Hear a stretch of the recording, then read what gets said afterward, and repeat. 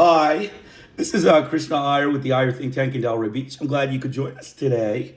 This podcast is another, we're going to try to do 40 pages. I don't know if we'll get through it, but the U.S. invasion of Panama, the truth behind Operation Just Cause, published by the Independent Commission on the Inquiry of the U.S. Invasion of Panama. Please download the book. The Google Drive link will be in the description section. Please download the book and read the book. I recommend you buy this book, as I recommend you buy all of my books. Getting it on PDF is a good thing to store it, but to read it, you should have it on print. Okay, print media is much more retaining than electronic media, and that's why the Yankees don't put any books in print anymore, right? The Yankees keep all of the books out of print. So buy the book from Amazon, and all of my books, all of my podcasts, Hope and Folly, U.S. military terror in Indonesia, 10 years military terror in Indonesia, genocide in Paraguay.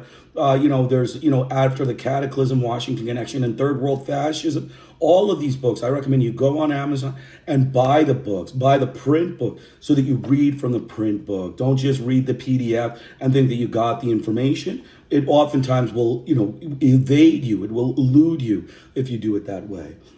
Okay, so remember our, goal in this presentation is to expel the United States from UNESCO.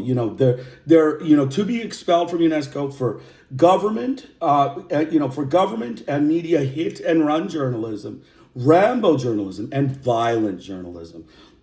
Okay, so remember that the goal of my presentations is that the rapist, butcher, short-tempered Yankee whites need to be expelled from UNESCO for hit and run journalism, Rambo journalism, and violent journalism. And those were the three things we have discussed in all of our books. So we talked yesterday about U.S. banks laundering money to foster the drug trade and drug wars hidden by the U.S. mass media. Again, this is suppression. This is selective reporting. This is, omission. And this is, falsification, right? The U.S. banks are laundering money and they are omitting it and not discussing it. So it violates a number of UNESCO charters, a number of the Mass Media Declaration of UNESCO charters of suppression, selective reporting, and omission. So expulsion from UNESCO, basically, we discussed yesterday the cover-up by the GIs of murder by the Yankee press, by the United States press, not following the UNESCO Charter covenants, including the Mass Media Declaration of UNESCO, the Washington Post, New York Times, Newsweek, Time, Reader's Digest, is press Rambo journalism, hit and run journalism, violent journalism, all of which are against the Mass Media Declaration of UNESCO and against the Charter of Decolonization of UNESCO through colonial wars against Iran, Venezuela, and Cuba. The mass media of the Washington Post, New York Times, and other U.S. mass media outlets covered up the arson and crimes against the blacks in Panama by the Yankee GIs, by the United States military. So again, expel the United States from UNESCO. That is our statement. They violate the Mass Media Declaration of UNESCO. And we're going to do a quiz on the Mass Media Declaration of UNESCO and the U.S. mass media violations. So these are 5 questions. They're true, false. The U.S. mass media, every television station, every major newspaper participated in a virtual orgy of applause while covering up what was really taking place in Panama against UNESCO Charter and multiple UNESCO covenants, including the Mass Media Declaration of UNESCO. That's true. We read that yesterday. The U.S. mass media, every television station, and every major newspaper of the United States participated in a virtual orgy of applause while covering up what was really taking place in Panama against UNESCO Charter and multiple UNESCO covenants, including the Mass Media Declaration of UNESCO. Attorney General Ramsey Clark characterized the invasion of Panama as a conspiracy of silence, in which the media had simply echoed the news releases of the State Department, Pentagon, and White House without fact-checking, an example of conduit reporting and violent journalism. That's true. Again, we talked about that yesterday. Attorney General Ramsey Clark characterized the invasion of Panama as a conspiracy of silence, in which the media had simply echoed the news releases of the State Department, Pentagon, and White House without fact-checking, an example of conduit reporting and violent journalism. The U.S. mass media, despite constant calls to the Panama Commission office by journalists asking for information, refused to print any articles referring to the atrocities of Panama, including the murder of Panamanians and Panamanian children left homeless, and ignored international tribunals, pamphlets, public forums, and protests about all these events around the time they occurred, violating the mass media declaration of UNESCO, charters, and covenants, and used Rambo journalism, hit-and-run journalism, and violent journalism. That's again true. The U.S. mass media, despite constant calls to the Panama Commission office by journalists asking for information, refused to print any articles referring to the atrocities of Panama, including the murder of Panamanians and Panamanian children left homeless, and ignored international tribunals, pamphlets, public forums, and protests about all these events around the time they occurred, violating the mass media declaration of UNESCO, charters, and covenants, and used Rambo journalism, hit-and-run journalism, and violent journalism. That's true. U.S. mass media conducted a massive media campaign to demonize General Noriega, including obtaining his indictment in a U.S. court on drug charges as part of a deliberate and calculated plan to get General Noriega to either accede to U.S. demands or step aside, reflecting Rambo and hit-and-run journalism, defamatory propaganda, and violating the mass media declaration of UNESCO and its rules regarding media accountability. Again, that's true. The U.S. mass media conducted a massive media campaign to demonize General Noriega, including obtaining his indictment in a U.S. court on charges as part of a deliberate and calculated plan to get General Noriega to either accede to U.S. demands or step aside, reflecting Rambo and hit-and-run journalism, defamatory propaganda, and violating the mass media declaration of UNESCO and its rules regarding media accountability. And finally, in the aftermath of the U.S. invasion of Panama, the U.S. media had been just as helpful in covering up the human cost of Panamanians in deaths and injuries, homes destroyed, arrests and concentration camps, in numbers and condition of refugees, in worker dismissals and repression of trade unions, in political vendettas, and in brutality. The U.S. operation constituting an U.S. official ministry of propaganda to prevent mass outrage and violating all UNESCO covenants and charters. That's again true. In the aftermath of the U.S. invasion of Panama, the U.S. media had been just as helpful in covering up the human cost of Panamanians in deaths and injuries, homes destroyed, arrests and concentration camps, in number of conditions of refugees, in workers' dismissal and repression of trade unions, in political vendettas, and in the brutality of the U.S. operation, constituting a U.S. official ministry of propaganda to prevent mass outrage and violating all UNESCO covenants and charters. That's true. Again, the purpose of this presentation is to get the United States expelled from UNESCO. The United States needs to be expelled from UNESCO. So let's get started. We're doing the report of the Independent Commission.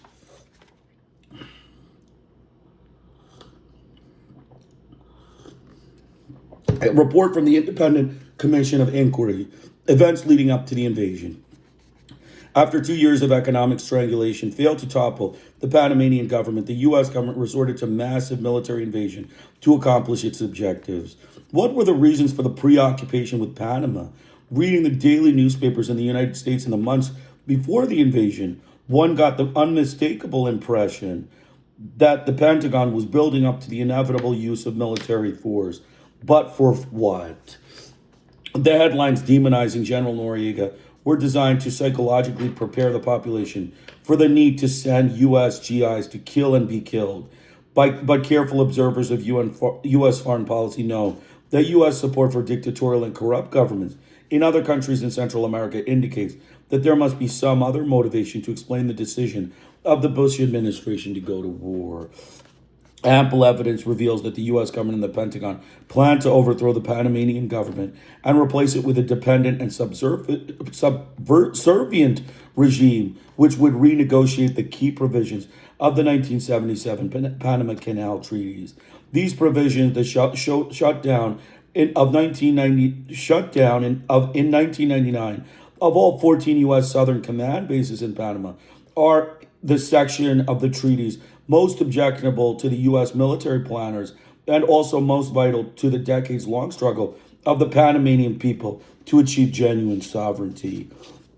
It is important to remember that Ronald Reagan campaigned actively against the Panama Canal treaties as early as 1977, when he was positioning himself for his 1980 presidential bid. Particularly onerous to Reagan was the shutdown of U.S. bases. Was Reagan speaking only for himself or for a larger section of right-wing opinion, particularly the Committee on the Present Danger and other right-wing think tanks that are strongly rooted in the Pentagon and its military-industrial complex? So again, the rapist butcher, short-tempered Yankee whites, protecting the economic interests of U.S. corporations and banks in Panama, which are linked to shipping and commerce because of the canal as well as Panama's banking sector, were also big concerns for the United States during the Reagan-Bush era. We believe that the primary goal of the destabilization and later invasion of Panama was the erasure that the Southern Command would have long-term access to the forward bases that could project U.S. military power in Colombia, Peru, El Salvador, Guatemala, and throughout Latin America and the Caribbean. Although Reagan and significant sectors of the Pentagon establishment always considered the signing of the 1977 Canal Treaty signed by President Jimmy Carter and General Omar Torrijos to be a mistake, Panama did not occupy the center stage in the Reagan-Bush Central America agenda in the early 1980s. Instead, the United States was pouring in hundreds of millions of dollars to create the Contra Army from remnants of Somoza's National Guard in Nicaragua. The Reagan-Haig-Casey foreign policy team carried out a campaign of similar magnitude to prop up the right-wing death squad regime in El Salvador. This is not to say that the Reagan administration was not interested in Panama. During the early 1980s, U.S. intelligence capabilities in Panama were more significantly upgraded to the point where all of the Central America and most of South America could be monitored from U.S. facilities there. Since it could function as a base for reconnaissance planes, a listening post for the National Security Agency, and headquarters for the Southern Command, Panama provided an intelligence feast for U.S. military planners. Many charge that the United States has involved itself covertly in domestic Panamanian politics as well. In 1981, General Omar Torrijos died in a plane crash under suspicious circumstances. There have been many charges that the CIA and the Southern Command were involved in the destruction of Torrijos' plane. In 1987, the CIA, which routinely refuses to comment about its involvement in covert operation, took the usual step of denying that the agency had been involved in the incident. The CIA announcement followed a day of student rioting that was precipitated by an allegation by a high-ranking member of the Panamanian Defense Forces that the United States had conspired to plant a bomb on Torrijos' aircraft. Between mid-1985 and 86, there began a noticeable change in the Reagan administration attitude toward the Panamanian government. Listen to this. This is important. The U.S. government's shift to outright hostility was signaled by a U.S. media campaign starting in late 1985, directed against General Noriega. According to Noriega's version, the souring of U.S.-Panamanian relations started after he refused to U.S. demands to use Panama as a staging ground for military attacks against Nicaragua. Although it is not possible to confirm Noriega's assertion from independent sources, the Reagan administration's obsession with overthrowing the Sandinista government in Nicaragua is well known. When the administration was barred from aiding the Contras by congressional restraints, it pursued a worldwide campaign to line up and win the financial and logical assistance of friendly countries. It is hard to imagine Reagan, John Poindexter, Oliver North, et al. Resorting to bullying tactics against a small nation in Central America that defend the United States on the question of Nicaragua. So remember, the United States needs to be expelled from UNESCO. We discussed that. And the media campaign, the U.S. government's shift to outright hostility was signaled by a U.S. media campaign starting in late 1985, directed against General Noriega. According to Noriega's version, the souring of U.S.-Panamanian relations started after he refused U.S. demands to use Panama as a staging ground for military attacks against Nicaragua. So the Yankee press, the United States mass media, conducted hit-and-run journalism, Rambo journalism, violent journalism, fact suppression, omission, selective reporting, blatant bias, and outright lies to condemn Noriega in a character assassination. That's called defamatory propaganda, and that is against UNESCO Mass Media Declaration Charter. The United States needs to be expelled from UNESCO. Continuing on. Although all the facts behind the falling out between the United States and Noriega may not be revealed for decades, if ever, it is obvious that the Panamanian government was early on treated to a bad press campaign in major media outlets, starting with the October 8th, 1985 New York Times editorial that warned General Noriega should not underestimate U.S. strategic interest in Panama's future. So again, you see violent journalism, hit and run journalism, fact suppression, Rambo journalism, outright lies, defamatory propaganda campaign, suppression, selective reporting, omissions, fabrications, and falsification, all explained by the U.S. mass media bad press campaign. And we have an article specifically of October 8th, 1985 in the New York Times saying that General Noriega should not underestimate U.S. strategic interest in Panama's future. So again, a threat of violent journalism by the New York Times and the Yankee media. And it's not just the New York Times. The Washington Post is involved in this defamatory propaganda system, agency of the U.S. government, the short-tempered Yankee whites. In addition to conflict about Nicaragua, the Panamanian government took other positions that were interpreted as hostile to U.S. foreign policy aims in the region and, moreover, indicative of a growing nationalist and independent stance by Noriega and the Panamanian Defense Forces Officer Corps. Specifically, Panama stopped the Salvadoran government from utilizing Panamanian facilities like Gorgas Hospital, which had been used to treat the Salvadoran government soldiers wounded in combat with the leftist guerrilla of the Farabunda Marti Front for National Liberation. The decision followed mass street protests against the Salvadoran government. Panama also refused to end trade with Cuba and to deny Cuba to access to the canal. Panama was an area where Cuba could purchase goods otherwise hard to obtain because of the 30-year-long U.S. economic blockade. The Reagan administration must have been alarmed that Panama, a country it considered belonged to the United States, made an agreement in 1977 with the Soviet Union to give landing rights to Aeroflot and to set up a commercial entity providing dry docks for Soviet fishing vessels in both the Atlantic and Pacific Oceans. So that's that section, a short section, events leading up to the invasion. Let's just make some comments here. What were the reasons for the preoccupation of the U.S. government with Canada? Reading the daily newspapers in the United States in the months before the invasion, one got the unmistakable impression that the Pentagon was building up the inevitable use of military force. But for what? The headlines demonizing General Noriega were designed to psychologically prepare the population for the need to send U.S. GIs to kill and be killed. But careful observers of U.S. foreign policy know that U.S. support for dictatorial and corrupt governments in other countries in Central America indicates that there must be some other motivation to explain the decision by the Bush administration to go to war.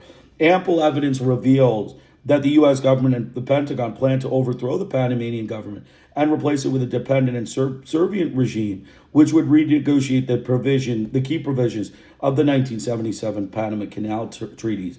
These provisions, the shutdown in 1999 of all 14 U.S. Southern Command bases in Panama, are the section of treaties most objectionable to U.S. military planners and are also most vital to the decades-long struggle of the Panamanian people to achieve genuine sovereignty. So you can see, because they wanted to get rid of the treaties, the Torrijos-Carter Treaty, that Bush went to war because they didn't like the terms of the treaty. The U.S. was losing its bases, and they wanted to, maintain sovereignty of the canal. So again, the Yankee government's, motives. Although Reagan and significant sectors of the Pentagon establishment also always considered the signing of the 1977 Canal Treaty signed by President Jimmy Carter and General Omar Torrijos to be a mistake, Panama did not occupy center stage in the Reagan-Bush Central America agenda in the early 1980s. Instead, the United States was pouring in hundreds of millions of dollars to create the Contra Army from remnants of Somoza's National Guard in Nicaragua. The Reagan-Haig-Casey foreign policy team carried a campaign similar magnitude to prop up the right-wing death squad regime in El Salvador. So you can see Reagan basically, they wanted to get rid of the Torrijos-Carter Treaty, and they were training the Contras. They wanted to use Panama as a base to launch attacks against the Nicaraguan Sandinista regime. So we also said that many charges that the United States may have involved itself covertly in domestic Panamanian politics as well. In 1981, General Omar Torrijos died in a plane crash under suspicious circumstances. So it's very likely that the CIA assassinated Omar Torrijos. There have been many charges that the CIA and the Southern Command were involved in the destruction of the Torrijos plane. So again, you can see the rapist butcher, short-tempered Yankee whites, assassinated General Omar Torrijos. So continuing on, the CIA announcement following a day of student rioting that was precipitated by an allegation by a high-ranking member of the Panamanian Defense Forces that the United States had conspired to plant a bomb on the Torrijos aircraft. So again, then we talked about expelling the United States from UNESCO. It's important. The U.S. government shift to outright hostility was signaled by a U.S. media campaign starting in late 1985, directed against General Noriega. According to Noriega's version, the souring of the U.S.-Panamanian relations started after we refused U.S. demands to use Panama as a staging ground for military attacks against Nicaragua. Reagan's obsession with overthrowing the Sandinistas in Nicaragua is well known. And when the administration was barred from aiding the Contras by congressional restraint, it pursued a worldwide campaign to line up with the financial and logical assistance of friendly countries. So basically, this propaganda campaign, we talked about it, although all facts behind the falling out of the United States and Noriega may not be known for decades. If ever, it is obvious that the Panamanian government was early on treated to a bad press campaign, right? Defamatory propaganda. That's the Yankee press. That's the U.S. press.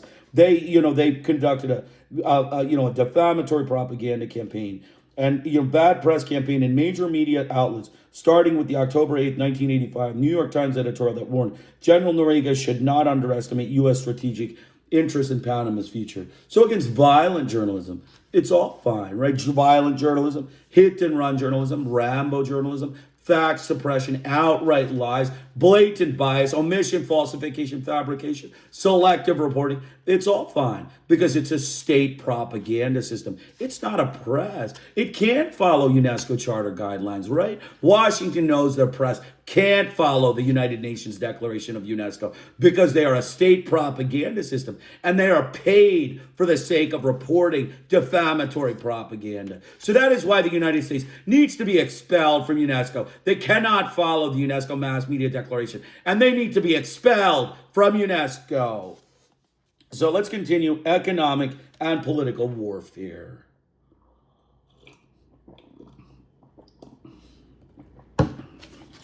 During the 3 years prior to the invasion, the United States conducted massive sabotage of the Panamanian economy. The goal of this campaign was to force a change in policy by the Panamanian government or a relinquishing of power by Noriega. In March 1988, draconian economic sanctions were imposed. These included freezing $56 million of Panamanian assets in U.S. banks, excluding Panama from the U.S. sugar import quota, refusing to pay taxes and fees owed to Panama by the United States for the canal, and prohibited commercial trade with Panama. The imposition of economic sanctions created a run on Panamanian banks. To stir the crisis, they closed for 2 months and 500,000 savings accounts with a value of about 70 million were frozen, creating several severe hardships for many Panamanians. These savings accounts were unfrozen 4 months after the invasion. In 1989, the United States moved to exclude from U.S. ports any ship bearing Panamanian registry, a move that deprived Panama of a major source of income and disrupt international commerce. Arranging for even routine international credit became difficult since an embargoed Panama found itself unable to pay debt service on loans from the International Monetary Fund and the World Bank and others. The U.S. Treasury Department maintained a list of Panamanians with whom transaction business was prohibited. The Treasury Department, citing the Trading with the Enemy Act, put on the list those Panamanians who allegedly conducted trade with Cuba. Additionally, the State Department maintained a list of hundreds of Panamanians excluded from coming to the United States by an executive order of the president. The combination of sanctions, embargoes, and internal economic sabotage cost $500 million to the Panamanian economy and a whooping 27% contraction in the country's gross national product. This economic destabilization resulted in widespread unemployment, rising to about 30% of the entire workforce prior to the invasion. The economic contraction was felt by all classes, but had a particularly devastating effect on the poorest Panamanians. While creating social discontent through economic strangulation, the Pentagon raised its psychological pressure by steadily increasing military provocations. The 1977 Canal Treaties prohibited the use of U.S. military forces outside the Canal Zone and U.S. military bases. Yet over 100 instances of U.S. military provocations in 1989 were documented by the Panamanian government. These included U.S. troops setting up roadblocks, searching Panamanian citizens, confronting PDF forces, occupying small towns for a number of hours, buzzing Panamanian airspace with military aircraft, and surrounding public buildings with troops. The United States also violated the 1977 treaties by gradually deploying thousands of troops into Panama. The treaties expressly froze the number of U.S. troops in Panama at the number in place at the time they were signed. The United States set up private communications and support for forces aiming to topple the government of Panama. On October 3rd, 1989, an attempted coup, which received logistic backing from the Southern Command Forces, was thwarted by the loyal PDF forces. So again, this is the expel the United States from UNESCO. We're going to talk about the New York Times. The New York Times, the rapist butcher, short-tempered Yankee whites, and their propaganda system, their defamatory propaganda system, their hit-and-run journalism, and their omissions and outright liars of the Yankee con artist press. 1 week prior to the killing of a U.S. lieutenant colonel outside the headquarters of the PDF, a PDF soldier was wounded by U.S. troops. The killing of the U.S. officer was used as a pretext for the long-planned invasion. The front page story of the New York Times on December 19, 1989, the morning before the invasion, is headlined, "President Calls Panama Slaying a Great Outrage." The Bush administration insisted that the invasion was a response to this slaying and other alleged Panamanian provocations. Again, this is conduit reporting. Okay, the New York Times reporting this, in 1989, the headline, "President Calls Panama Slaying a Great Outrage," accusing the Panamanian government of having killed an U.S. GI, just to propagate or instigate war, is conduit reporting. It is outright lie. It is an outright lie that is just propagated from the Yankee officials, from the U.S. government officials, down to the U.S. media. They need to be expelled from UNESCO. Again, conduit reporting, hit and run journalism, violent journalism, outright lies are against the UNESCO Mass Media Declaration. And the United States needs to be expelled from UNESCO. So continuing on, the Bush administration insisted that the invasion was a response to this slaying and other alleged Panamanian provocations. Saving endangered American lives and property became the battle cry, as it was in Grenada and the scores of U.S. interventions in Latin America during the past century. In fact, the preparations of the invasion were made well in advance. Newsweek validated the Panamanian claim that the slain U.S. new officer was probably an intelligence mission in preparation for the coming attack. In the weeks before the invasion, officers posing as tourists visited parts of Panama they would attack. The CIA ran numerous overt and covert operations in Panama prior to the invasion. This included a CIA-operated radio station. Right, that's okay, right? Washington, you can just make up a radio station as a propaganda agency of the government in a different country, in a foreign country. Again, another violation of the U.S. Mass Media Declaration and UNESCO Charter and Covenants is for the U.S. government to use a foreign radio station for overthrow of the Panamanian government. The United States needs to be expelled from UNESCO for this U.S. CIA-operated radio station that was put together illegally by the United States government in Panama. The rapist butcher, short-tempered Yankee whites need to be expelled from UNESCO. So basically it says, these included a CIA-operated radio station run by an American, Carl Muse, inside Panama. Muse was arrested by the Panamanian government, but was freed the night of the invasion by an elite unit of the 82nd Airborne Division that attacked the prison, killing and wounding many Panamanian prison guards. The U.S. government also organized and financed the opposition to Civic Crusade and handpicked its leaders: Guillermo Endaro, Guillermo Billy Ford, and Ricardo Arias Calderon. These three became the new president and vice president, taking the oath of office at a U.S. military base during the night of the invasion. During the presidential election in May 1989, the CIA spent at least $10 million in U.S. taxpayer money, a conservative figure, to finance the campaign of Guillermo Endara. So this is, again, bribery, right? I mean, bribery is against UNESCO guidelines. If the U.S. government would read the UNESCO charters, they would know all these things are illegal. All these things are against UNESCO governance. The United States needs to be expelled from UNESCO. They're bribing $10 million for the campaign of Guillermo Endara. Represents an enormous sum of, of a population of 2.5 million. When, the per capita equivalent is like spending $1 billion to influence a U.S. national election, right? You spend $1 billion, a foreign government spending $1 billion to influence a U.S. national election. That's a pretty high, cost, right? The United States needs to be expelled from UNESCO for bribing foreign officials and for bribery in Panama, to try to overthrow their elections. And they do this across the world.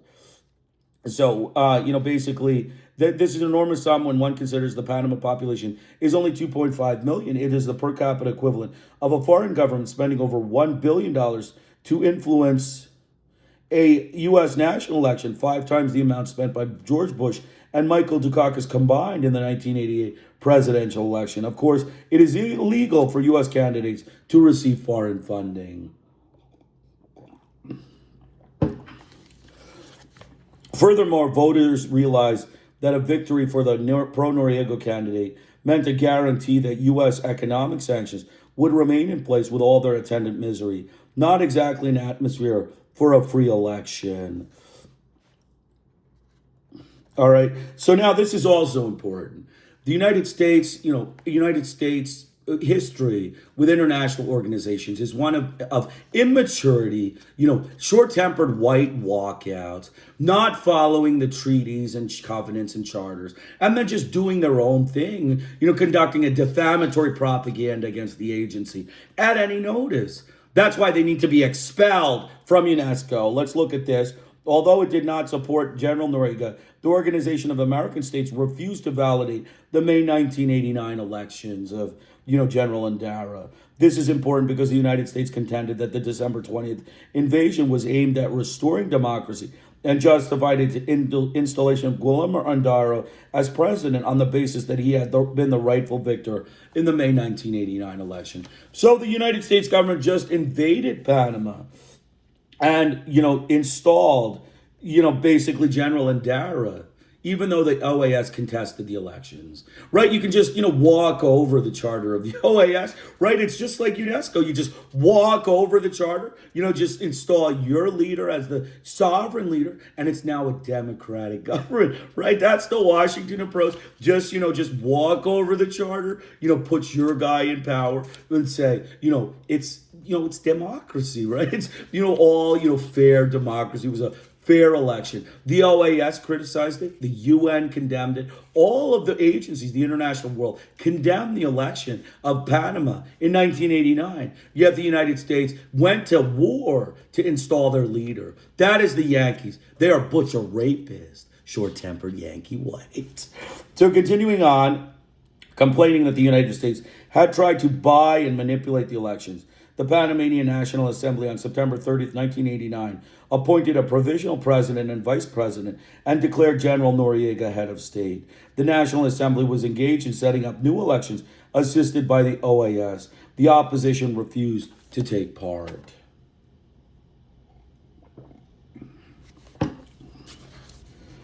It is also interesting to note that during the first 5 months of 1989, almost up to the eve of the May elections, the Bush administration was engaged in a complex series of negotiations with the Noriega government. Some of these negotiations even took place inside the State Department offices in Washington, D.C. According to sources who participated in the negotiations, the Bush administration prepared a draft federal court order dismissing the February 1988 drug indictment against General Noriega in return for key concessions from the Panamanian government. According to these same six sources, the negotiations broke down prior to the May 1989 election when the Panamanian side refused to permit U.S. military base rights to be extended past the year 2000. In their initial justification for the invasion, the Bush administration made much about a purported declaration of war by General Noriega. In fact, neither General Noriega nor the Panamanian National Assembly ever declared war against the United States. This should not be too surprising since Panama's defense forces, numbering only 16,000, including local police, had at their disposal only two combat-ready divisions with about 3,000 soldiers. What the Panamanian Assembly passed on December 15, 1989, was a resolution that the country was in a state of war. The resolution said nothing about an intent on the part of Panama to attack the United States or its citizens. Rather, the Assembly noted that the U.S. military participation in the unsuccessful October 1989 coup attempt had created conditions equal to a state of war. The intent of this measure is clear, not to menace the United States, but to alert the Panamanian people in the imminent danger of the invasion. So again, we're going to just go through that section, economic and political warfare. So we started by talking about the U.S. press, the U.S. mass media. Okay, so on 1 week prior to the killing of a U.S. lieutenant colonel outside the headquarters of the PDF, a PDF soldier was wounded by U.S. troops. The killing of the U.S. officer was used as a pretext for the long-planned invasion. The front page story of New York Times on December 19, 1989. The morning before the invasion is headline, President calls Panama slaying a great outrage. So again, this is, what did we call this? We call this conduit reporting. Okay, he took at face value the President Bush's statement that the killing of a U.S. lieutenant colonel outside the headquarters of a PDF was a great outrage. This was actually validated as an intelligence person. He was an intelligence person. He was snooping where he wasn't supposed to be snooping in Panama. And this is called conduit reporting. It is an outright lie that is propagated in the U.S. media, for which they need to be expelled from UNESCO. The Mass Media Declaration of UNESCO says that you cannot lie, you cannot issue outright lies, and you cannot do conduit reporting, fact suppression, selective reporting, blatant bias, hit and run and Rambo journalism. But the United States press, the Yankee press, doesn't do all these things. The U.S. mass media does only conduit reporting. They only do defamatory propaganda. They only do outright lies. They only do blatant bias. They are not a press. They are a state propaganda agency. And as we said, they need to be expelled from UNESCO because they will be unable to follow UNESCO charters because their pay structure is based on their defamatory state propaganda system that they work for the U.S. government to, do patriotic media. And it can be a patriotic press, right, Washington? It can be a patriotic press. You can just have it as your, own little press. But don't be in the third world. Don't be into international organizations that require you to follow international standards. Just be your own patriotic press.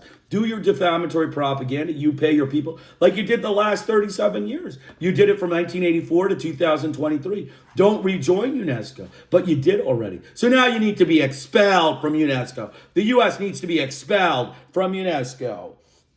So continuing on, the CIA operated radio station, another one we talked about, you can't have a radio station, right? I mean, all of a sudden, what if, Russia has a radio station in the United States that, has to overthrow the government, right? I mean, that's not really fair, right? I mean, Washington wouldn't be okay in that case. So then why is it? Is it because they're, Spanish-speaking blacks that we want to, be okay with putting a radio station in Panama to overthrow the government of Noriega? Is that what it is? That's why they need to be expelled from UNESCO. You can't just have a radio station. You can't just, throw a radio station in and say, this is okay. We're going to overthrow the government, right? I mean, that's not, that is against UNESCO policy and UNESCO guidelines. The Covenants Charter and Mass Media Declaration do not allow foreign governments to introduce, subversive propaganda through, secretive radio stations, telecommunications, and information that they control into foreign governments, and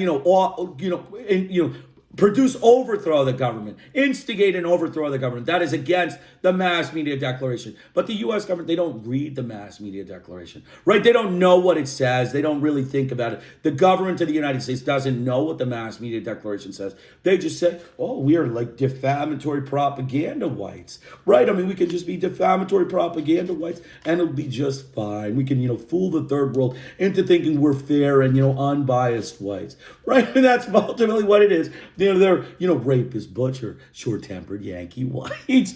All right, so continuing on, we got, basically, so the CIA radio station run by an American car Muse inside Panama. Muse was arrested by the Panamanian government, but was freed the night of the invasion by an elite unit of the 82nd Airborne Division that attacked the prison, killing and wounding many Panamanian prison guards.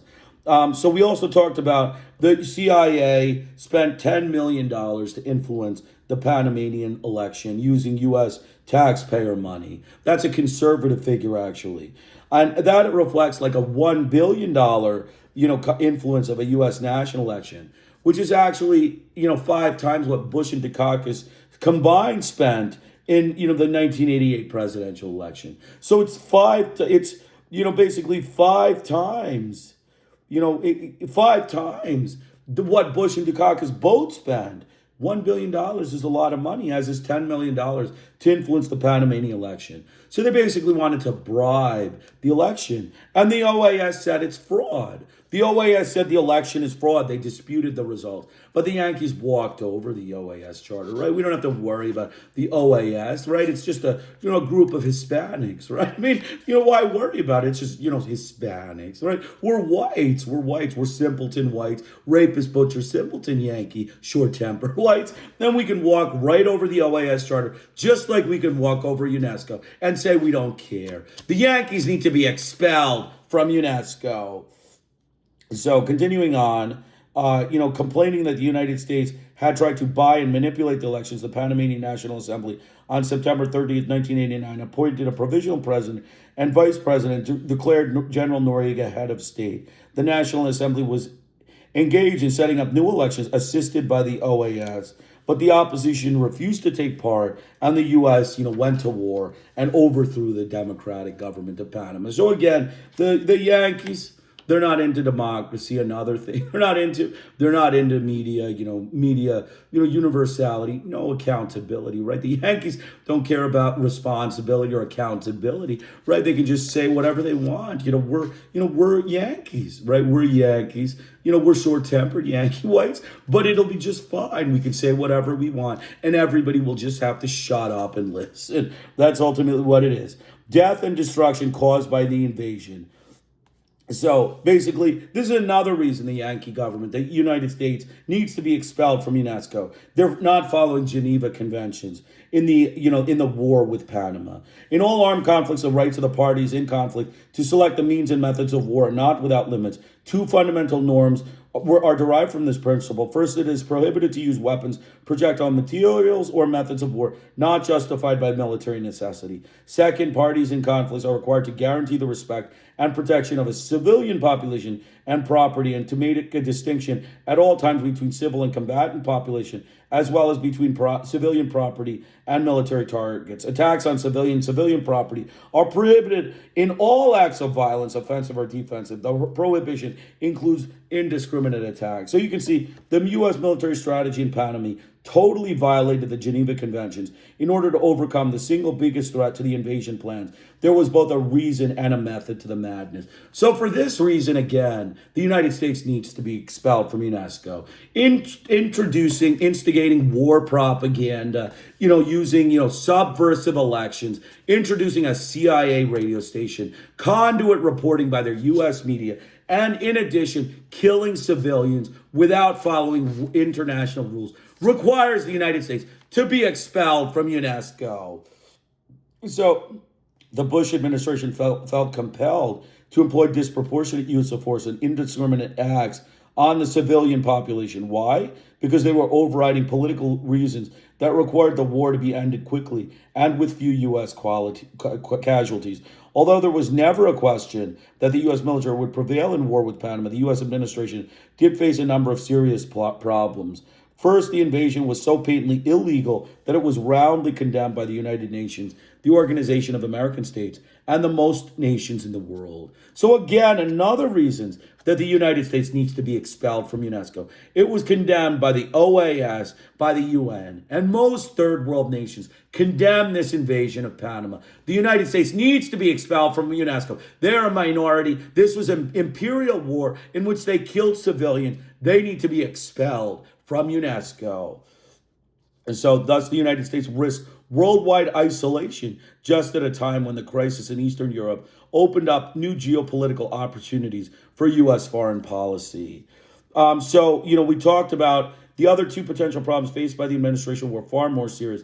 The sight of another Yankee invasion into Latin America had the predictable effect of creating a firestorm of condemnation and protest among the masses of Latin America. A protracted war where occupying U.S. troops engaged nationalist guerrillas and their supporters among the civilian poor would undoubtedly arouse mass movements of protest throughout the countries of the continent. Given the precarious character of many of the governments of Latin America, saddled with billions of dollars of debts to U.S. banks and reluctantly carrying out IMF-imposed austerity measures, the potential for sweeping political destabilization is obvious.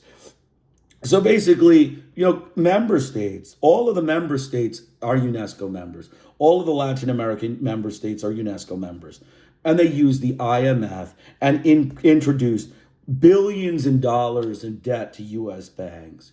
Right? That's the way you follow, basic, international agreements, but, proper international, normal interaction in international circles is to, stick them with debt and say, you owe us money and you better pay up or we're going to shoot you in the head. That's the Yankees. They need to be expelled from UNESCO for using financial corruption against UNESCO member states and allowing them to, rack up debt and create an international environment of hostility and financial corruption. That is the Yankees. They need to be expelled from UNESCO for creating an environment of hostility in the world between member states and the United States and the rest of the third world.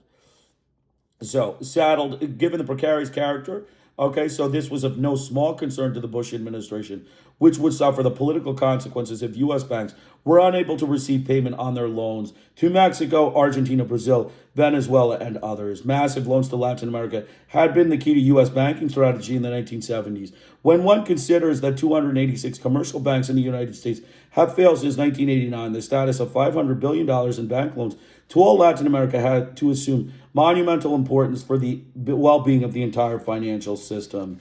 So continuing on, the Bush administration's quarantining of U.S. reporters, U.S. reporters, so that they would be unable to witness and record the worst of the carnage in Panama, indicated just how much they wanted the people of the United States kept ignorant of the brutal nature of the war. But even more important than the outright management of the news, right? This is a state propaganda system, right? The management of the news, the U.S. government manages the news. It's a state propaganda system. It is against the UNESCO Mass Media Declaration, and it is against UNESCO guidelines. The United States needs to be expelled from UNESCO. The United States needs to be expelled from UNESCO. But even more important than the outright management of the news, the administration was acutely aware that a protracted conflict and large numbers of U.S. casualties would inevitably lead to polarization of U.S. society. So basically, Bush, you cannot mandate the news. You cannot control news flow. Government, the United States, dispute with UNESCO was that the government is not allowed to control the news. They didn't want Russia and, the Eastern Bloc to control the news, yet they control the news. Right? So that's fair. When Washington controls the news, then it's fine. So that's a hypocrisy, right? That's a huge hypocritical Yankee, short-tempered white yelling out, fraud. It's a fraud Yankee, con artist, liar. It's a hypocritical Yankee that does this, a hypocrite that, controls the news and then says that, the other countries can't control the news. That's because the Yankees are hypocrites. They are hypocrites. They need to be expelled from UNESCO for controlling the news and creating a censorship system, a Yankee censorship system, a U.S. mass media system of Rambo journalism, defamatory propaganda, hit and run journalism, violent journalism, and, fact suppression, outright lies, suppression, omission, falsification, fabrication, and selective reporting. For those things, the United States needs to be expelled from UNESCO. So the military strategy for the invasion was designed to minimize U.S. casualties by employing overwhelming and superior forces, stimulating simultaneously against all perceived pro-government strongholds. Disproportionate use of force and overkill were the hallmark of the strategy aimed at quickly crushing the armed opposition and intimidating pro-government supporters. Unfortunately for the unsuspecting civilians living in Panama, poorest communities where national sentiment was high, this meant taking the brunt of an all-out military attack. On the night of December 19th, while they were finishing the day's chores or relaxing after another long day, and after the children were already in the bed, the residents of El Chorrillo were suddenly on the front line of the largest U.S. military action since the Vietnam War. Their testimonies, which have been collected by the Independent Commission of Inquiry and by human rights organizations in Panama, tell a chilling and heart-rending story. The invasion was carried out by 24,000 U.S. troops armed with the most sophisticated weaponry and aircraft, including the stealth fighter bomber. Many independent analysts felt that the Pentagon took the invasion as an opportunity to experiment with some of its new high-tech weapons in a real battlefield situation. Right? I mean, the Spanish-speaking blacks just experiment with your genocidal, technology, your genocidal hardware, and it'll all be fine, right? That's the Yankee government. But no, we learned from Secretary of Defense Richard Cheney that the stealth fighter bomber was used to save lives. The reason we used that particular aircraft is because of its great accuracy. We dropped, I believe, 2,000-pound bombs near Rio Hato to pave the way for the Rangers when they landed there and to stun and disorient the Panamanian troops. And it worked because it reduced both Panamanian and U.S. casualties. Really? The invasion force used mortars, bazookas, artillery tanks, M60 machine guns, A-130H Spectra gunships equipped with 105mm howitzers, 22 twin 20mm Vulcan cannons capable of 2,500 rounds a minute, 40mm Bofors cannons capable of 100 rounds a minute, a supersonic plane SR-71, Apache helicopter, and a stealth fighter bomber. 9 of the 10 doctors on duty at Santo Thomas Hospital at the time of the invasion were soon fired, arrested, or hiding after having been labeled Noriega supporters. Right, so why would the doctors on duty at Santo Thomas Hospital be arrested, fired, or, exiled? Right? I mean, someone has to ask this question, why the United States government would do this to doctors that were Panamanian. Is it possible because they were trying to stop the people from being healed? Is it because they were trying to create the media sense that this was a clean war and there were no casualties and no injuries? Is that what it is? That is what it is. This was a cover-up. The U.S. press participated in a cover-up by the U.S. government and, basically kept doctors away from patients so that they wouldn't be seen in hospitals because there's hospital cameras, there's surveillance in hospitals, there's surveillance outside businesses. All businesses are surveilled. So they wanted to keep the people from being aided because once you see doctors, there are more casualties and it's a more serious and grave war. So that is why the United States, again, needs to be expelled from UNESCO for keeping doctors, firing doctors, arresting doctors, and for making them go into hiding. The United States knew that their firsthand testimonies would be powerful rebuttal to U.S. propaganda about the clean and almost casualty-free nature of the invasion. So again, outright lies by the media. Basically, the propaganda system that was clean and casualty-free media story was just outright lies. It was basically conduit reporting, but it is outright lies because it was not clean and casualty-free. And no correction was ever issued, right? We talked about that last time, right? Washington, we don't really need to issue corrections, right? We're whites, right? It would just make our statement, our propaganda statement, and let it sit there in history. And then it can just sit there, no retraction needed, no correction needed. The Panama War was free of casualty. And so the New York Times, if you go online today, the New York Times will say the Panamanian War was free of casualties. There were 5,000 casualties, yet the New York Times articles still say it was free. That's because they're, outright liars. They're, frauds. They're Yankee con artist press, and they need to be expelled from UNESCO. In the first 13 hours of the invasion, the United States dropped 422 bombs on Panama City in the poor neighborhood of El Chorrillo, which was leveled during this. Almost all of the building were wooden structures against the U.S. force. The Panamanian Defense Forces numbered about 15 to 16,000, but a great number of these were only trained and equipped to carry out police functions. The PDF contained only 2 combat-ready divisions, the Year 2000 Battalion and a Peace Battalion with a combined troop strength of 3,000. The Dignity Battalions, the Pro-Noriega civilian militia, numbered about 3,000, of whom only a part were armed with rifles. Panama had a very small air force, no tanks, and only a patrol boat navy. U.S. military forces systematically destroyed all PDF buildings throughout the country, including the Women's Military Training School. This was carried out by artillery fire and air attacks. The Panamanian Constitution states that every citizen has a duty to defend the country from a foreign invasion. The PDF soldiers and the civilian militias who fought back were carrying out their obligation as Panamanians.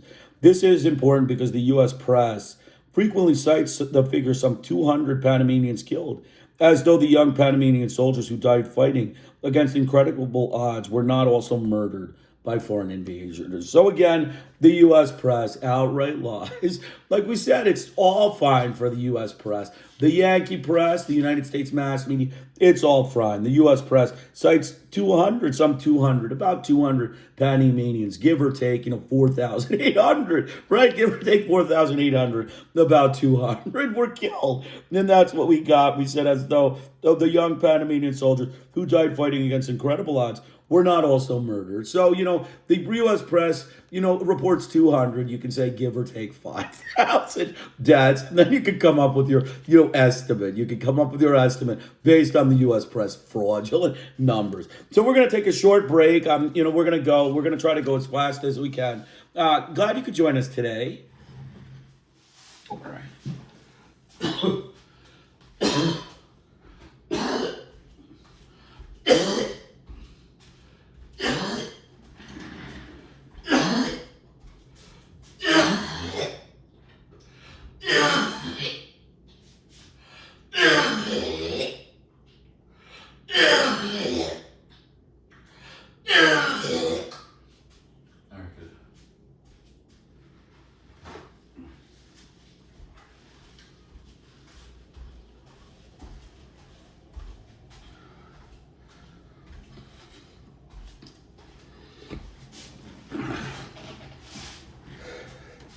Okay, continuing on.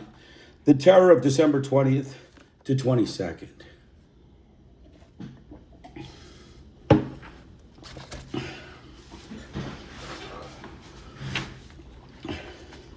The assault on Panama, particularly on its poor neighborhoods, was of stunning violence. The National Human Rights Commission of Panama, CONEDHUPA, the Commission for the Defense of Human Rights in Central America, CODAHUCA, and the Independent Commission of Inquiry have collected hundreds of testimonies from the victims of the invasion. The following account is from a young mother living in an El Chorrillo apartment with her 7-year-old son. I was ironing when I heard the sound of machine gun firing. It was around 11:30. We went out on the balcony where you could see little red lights, which the neighbors said were projectiles.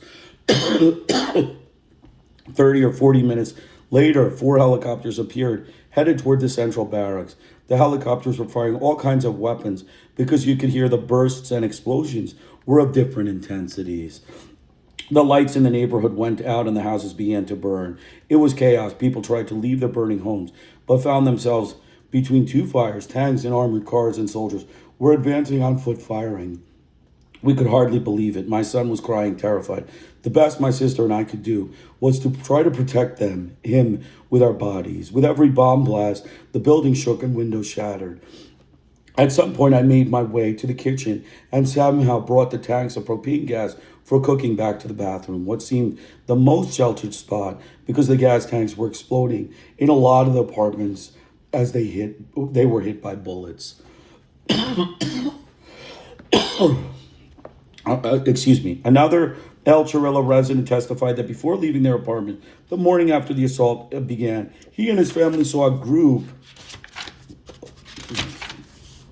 of 18 U.S. soldiers coming down the street. We saw them entering each house. We saw the people, the residents, coming out, followed by the soldiers. And then we saw the houses one by one go up in smoke. The U.S. soldiers were burning the house. This is right. We talked about that arson, Yankee soldier, arson.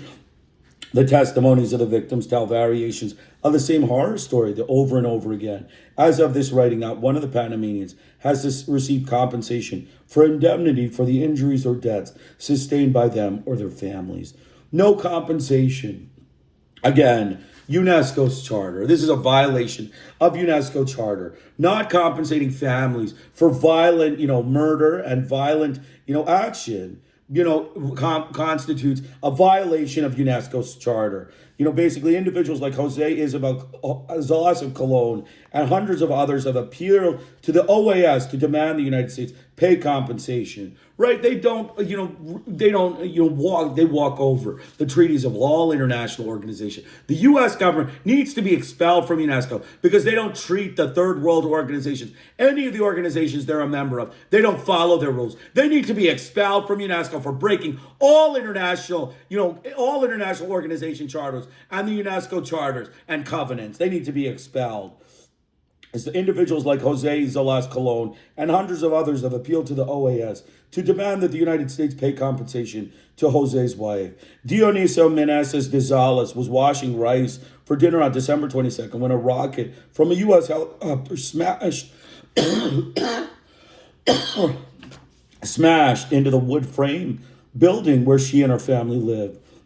Mrs. Zalas was cut in half. Her son and daughter injured and left traumatized. The house was a total ruin.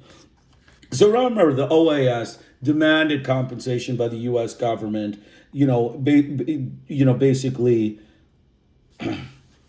So basically, the OAS demanded compensations.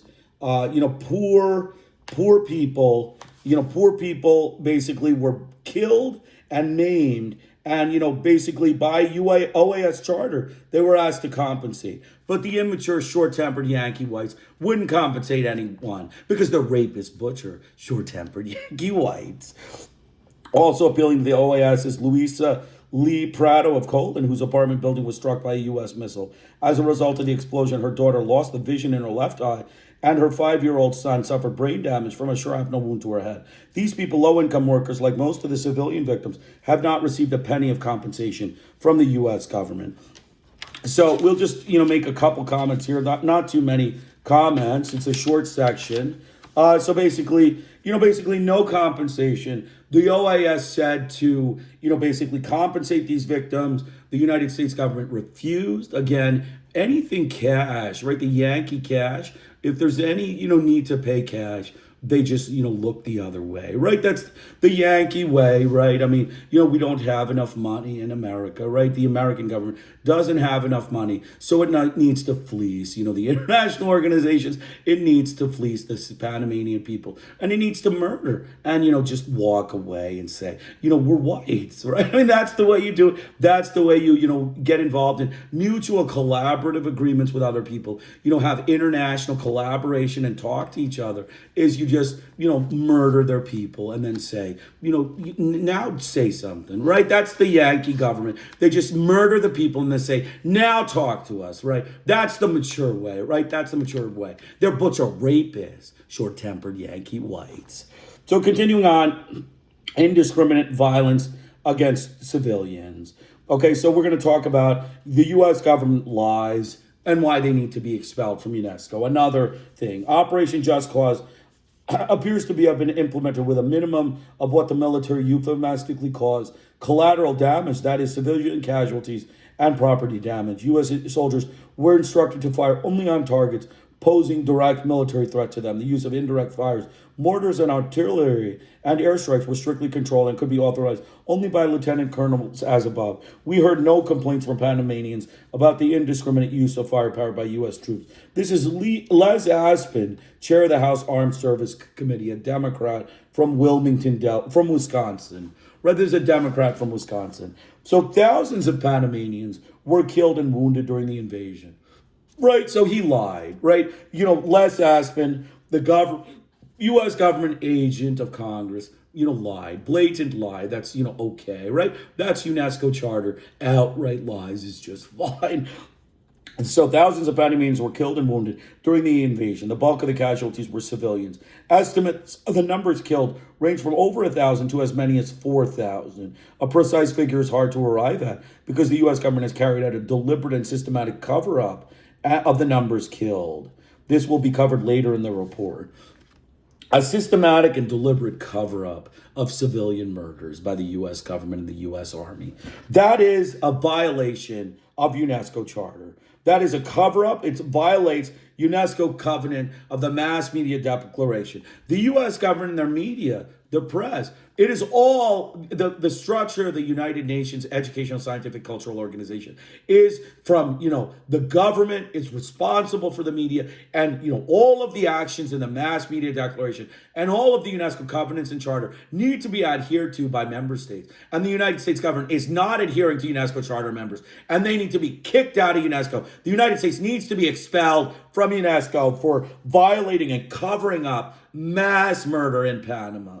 Right, like we said, 25 dead is what the U.S. press said, give or take 5,000. Right, that's how you come up with an accurate figure so that the international bodies can really know what happened. The invasion strategy of using disproportionate force and overkill continued for weeks whenever the occupying troops encountered resistance or the perceived threat of resistance.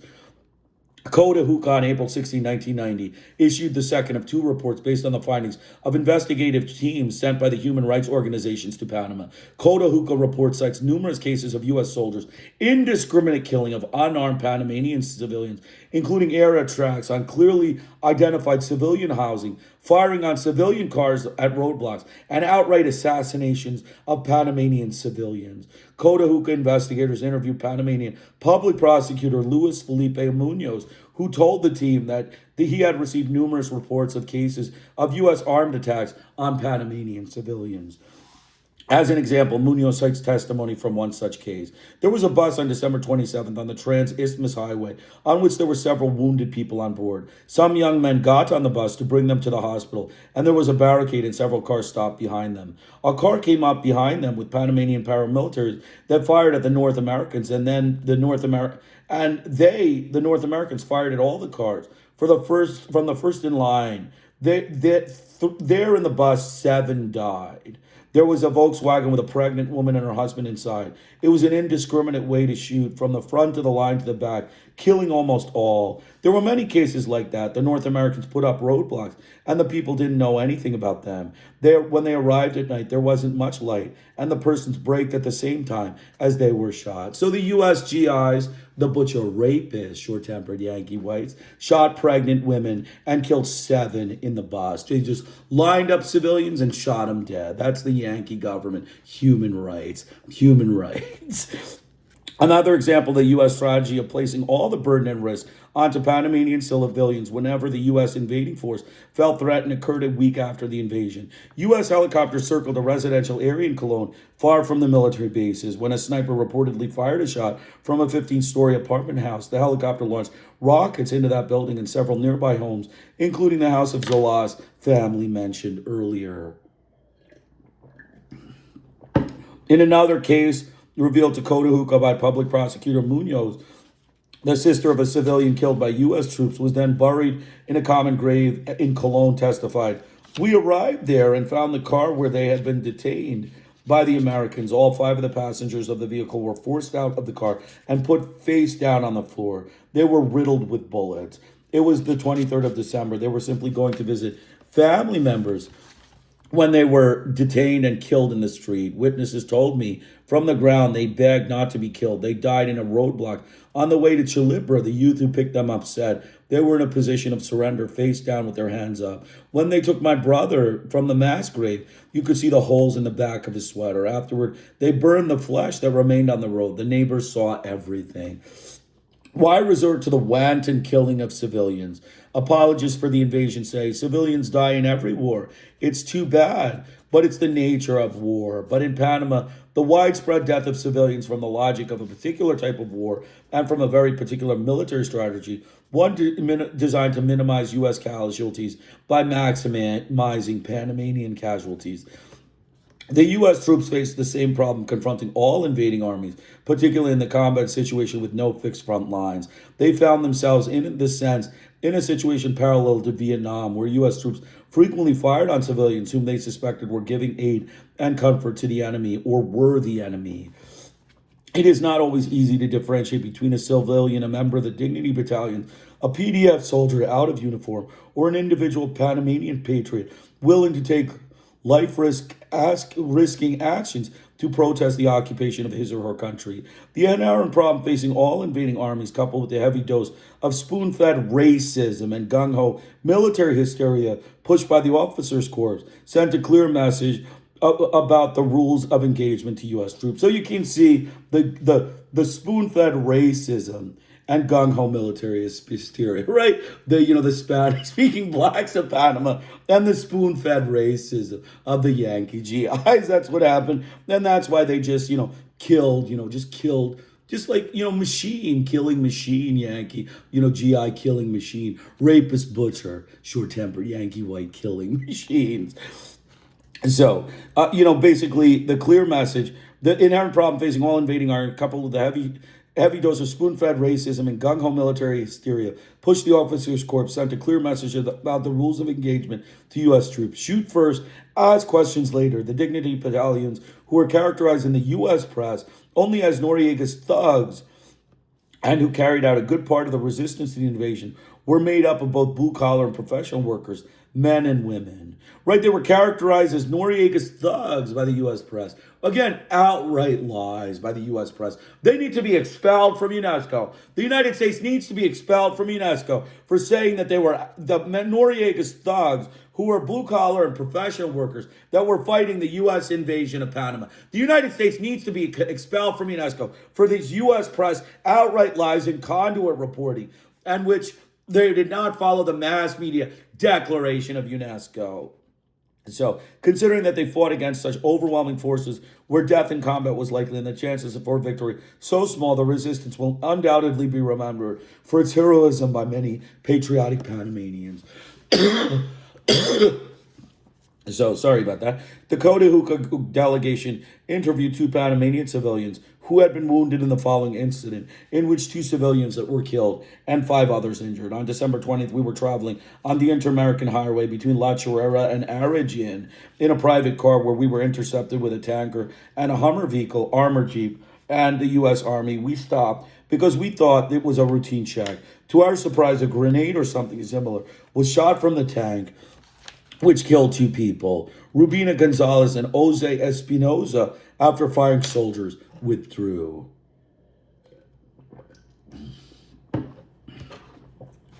Contrary to the statements of Representative Aspen and others, the indiscriminate and disproportionate use of force was common.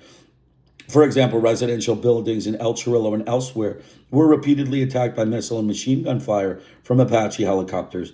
Representative Charles Rangel, Democrat of New York, has requested that the Pentagon make available the videotapes taken from the Apaches that record the attack. As of June 1990, Rangel's request has been denied by Richard Cheney on the grounds of national security. So basically, just censoring the murders, right? Censoring the murders.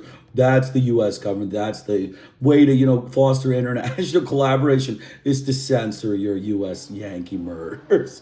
Based on interviews conducted by the Independent Commission of Inquiry, the Panamanian human rights group Conahupa and Cotahuca, a picture emerges that completely contradicts U.S. government assertions that the invasion was a clean surgical strike, which minimized civilian casualties.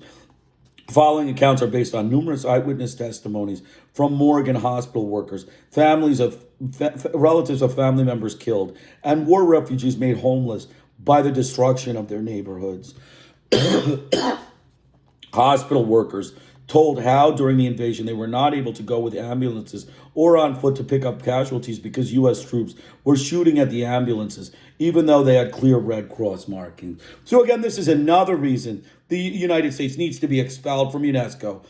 Hospitals are restricted to attending to personnel, right? The UNESCO Charter and Covenants clearly mean that, the Education, Scientific, and Cultural Organization requires collaboration with professional people in educational institutions such as hospital workers. That would be part of educational institutions and, scientific and, or international organizations. There needs to be collaboration. But the United States troops were firing machine guns at the hospital workers, so they couldn't do their job. So another reason why the United States needs to be expelled from UNESCO.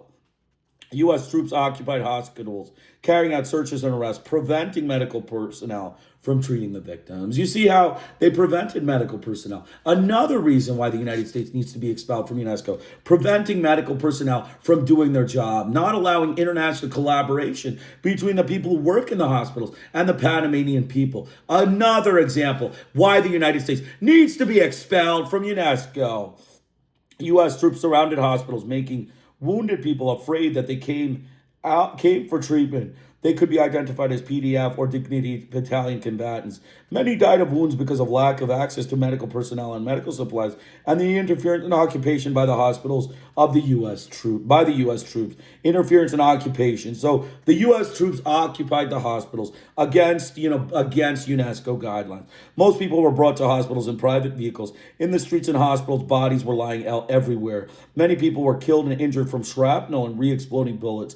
Many of the dead were brought in with no marks except a single shot fired into one eye, indicating extrajudicial execution. Right? That's the Yankee, military. That's the short-tempered Yankee white butcher rapist. We know extrajudicial execution by firing a machine gun into somebody's eye. Right? A black, a Spanish-speaking black's eye, a white Yankee GI. That's the way to collaborate internationally. That's the Yankee, short-tempered Yankee white butcher rapist. We know. So continuing on, others with bullet wounds had also been subsequently bayoneted to make sure they were dead, right? You finish the job with bayonets, the notorious Yankee bayonets, right? They walk in with bayonets and they cut the flesh up of the people that, ensure they're dead. Tanks flattened cars with people in them as well as bodies in the streets. Whole shanties were blown apart by mortar fire while the residents were inside. El Chirrillo residents report soldiers collected bodies in plastic bags and transported them elsewhere, thus concealing the number of dead. Troops went building to building, giving little or no warning to residents before calling in on mortar fire, automatic weapons, or helicopter fire. Even when people tried to get out of buildings, they were often forced to run back in because the troops were shooting randomly at everyone in the streets. In one 15-story apartment building in El Chirrillo, residents were given 2 minutes to get out, but couldn't because the building height. They were trapped there for 12 hours while mortar fire pounded the building, killing residents on many floors while others huddled in the stairwells. Troops invaded homes, went through and often stole personal possessions, and then burned the buildings down. Right, just, theft, like the Yankee GIs just run around and steal from the Spanish-speaking blacks. That's the Yankee GIs that we know. That's the Yankee, champions of blacks that we know. Casualties at El Chirrillo, including the dead and wounded, were believed to number in the thousands as a result of the fires.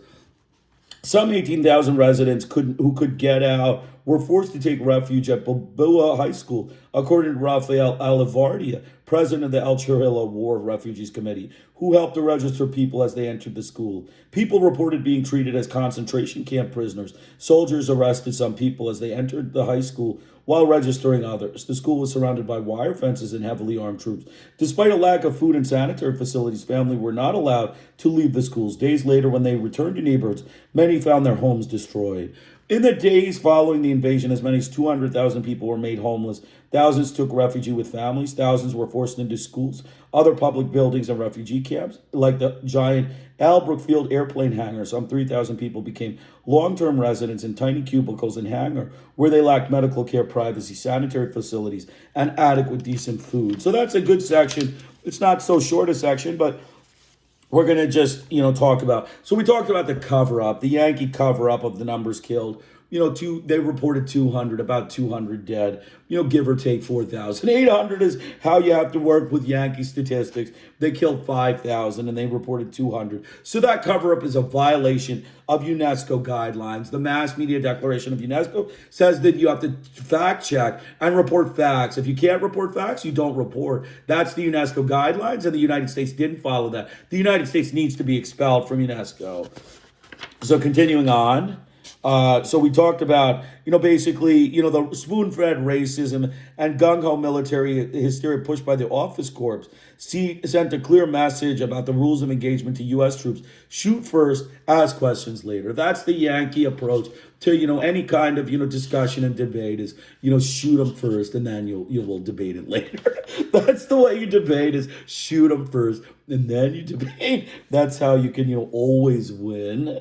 All right, so that's there. So the Dignity battalions, who were characterized in the U.S. press only as Noriega's thugs. Again, conduit reporting, outright lies. They were actually blue collar and professional workers, men and women, that carried out the resistance against the U.S. military invasion of Panama. And they were branded as, Noriega's thugs. The United States needs to be expelled from UNESCO for this deliberate defamatory propaganda against the civilian resistance of the U.S. military, butcher, rapist, short-tempered Yankee white invasion of Panama. So continuing on. So we talked about hospital workers. You couldn't allow troops. The Yankee government, the military would not allow troops to hospital workers to help take care of the patients, right? That's deliberate obstruction of international collaborative agreements. That is against UNESCO guidelines. And the United States needs to be expelled from UNESCO for preventing the hospital workers in Panama from assisting the wounded in the Panamanian hospitals. And most people were brought to hospitals in private vehicles. In the streets and hospitals, bodies were lying everywhere. Many people were killed and injured from shrapnel and re-exploding bullets. Many of the dead were brought in with no marks, except a single shot fired into one eye, indicating extrajudicial execution, the standard approach to murder by the U.S. government. So that's pretty much it. That's that section. Thousands died. Okay, so we're going to continue. The official U.S. version of the number killed during the invasion still stands at 516 Panamanian deaths, including civilian and combatant casualties, and 3,000 wounded. The United States claims 26 GIs died and another 300 were wounded. Reporters were not allowed to visit the wounded for many days, even those U.S. soldiers flown back to the United States for treatment. Official story on the U.S. casualty count is widely disputed in Panama, especially by the human rights organizations that have carried out the independence of investigations.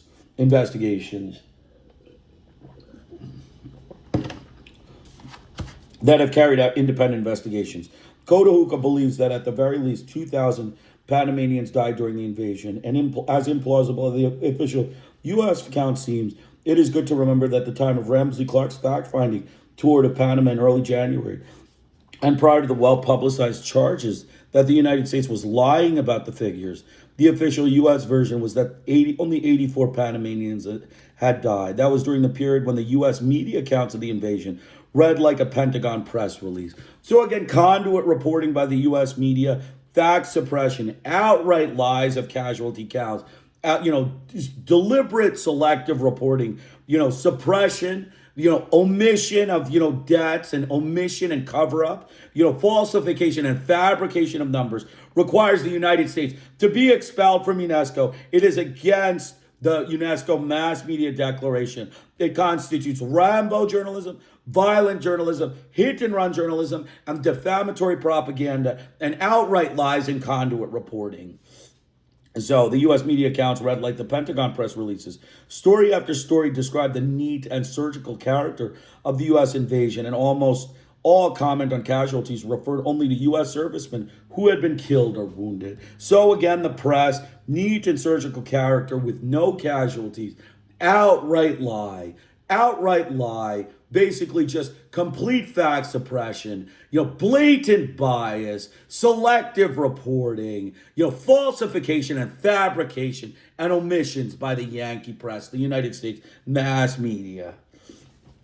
They need to be expelled from UNESCO. So we talked again, the careful management of the news did outrage some leading journalists. Helen Thomas, White House correspondent for United Press International, complained in January 31st dispatch from Washington, D.C. And there is a question of a news blackout. Neither Americans nor anyone else saw the ravages of the first night bombing or the dead or wounded in the first days of the invasion. The U.S. managed to block such pictures or news reports by inhibiting and frustrating news coverage. Thomas quotes Patrick Sloyan of the Washington office of Newsday, who describes the de facto censorship of the news carried out by the government. Sloyan wrote, from President George Bush's invasion of Panama, there is not a single public photograph, video, or eyewitness account of the moments when 23 U.S. servicemen were killed and 265 wounded. So no photographs, no eyewitness accounts, no videos. There is, however, a secret record of what was essentially a one-day war that also resulted in a still uncertain number of Panamanian dead and injured, but the Bush administration has censored it from public viewing. Again, you have an actual video that describes the casualties and probably can give you a better, estimate, but they censor it, right? That's the censorship. That's why the United States should be in a UNESCO, to allow for full censorship of their press. Right, full censorship of all of the U.S. U.S. press and government. The U.S. military made video. Okay, so U.S. military made video recordings as well. And Sloyan quotes an army official who saw the combatant photographs as saying that it is really dramatic stuff. So again, outright lies by the U.S. media and its campaign of hiding the photographs and hiding the video recordings requires the United States to be expelled on UNESCO. Noting that the U.S. media pool of reporters and camera people who had been taken to Panama by the Pentagon were locked up for 2 days and then barred from going to the scene of the fighting, Sloyan asserts, the delay in getting the journalists to the scene left a void in the coverage of Operation Just Cause that enabled the Bush administration to control the initial and often the most lasting public perception of flawless feat of arms on an almost bloodless battlefield. Right, that was the story. It was a flawless feat of arms on an almost bloodless battlefield. The U.S. press, the United States mass media, the New York Times, the Washington Post. Always remember the Washington Post is hugely complicit in fraudulent journalism. The fraudulent Washington Post, the Rambo journalists, the hit and run journalists, the violent journalists of the Washington Post, and they're outright liars, conducted a campaign of cover-up, in addition to the mass media.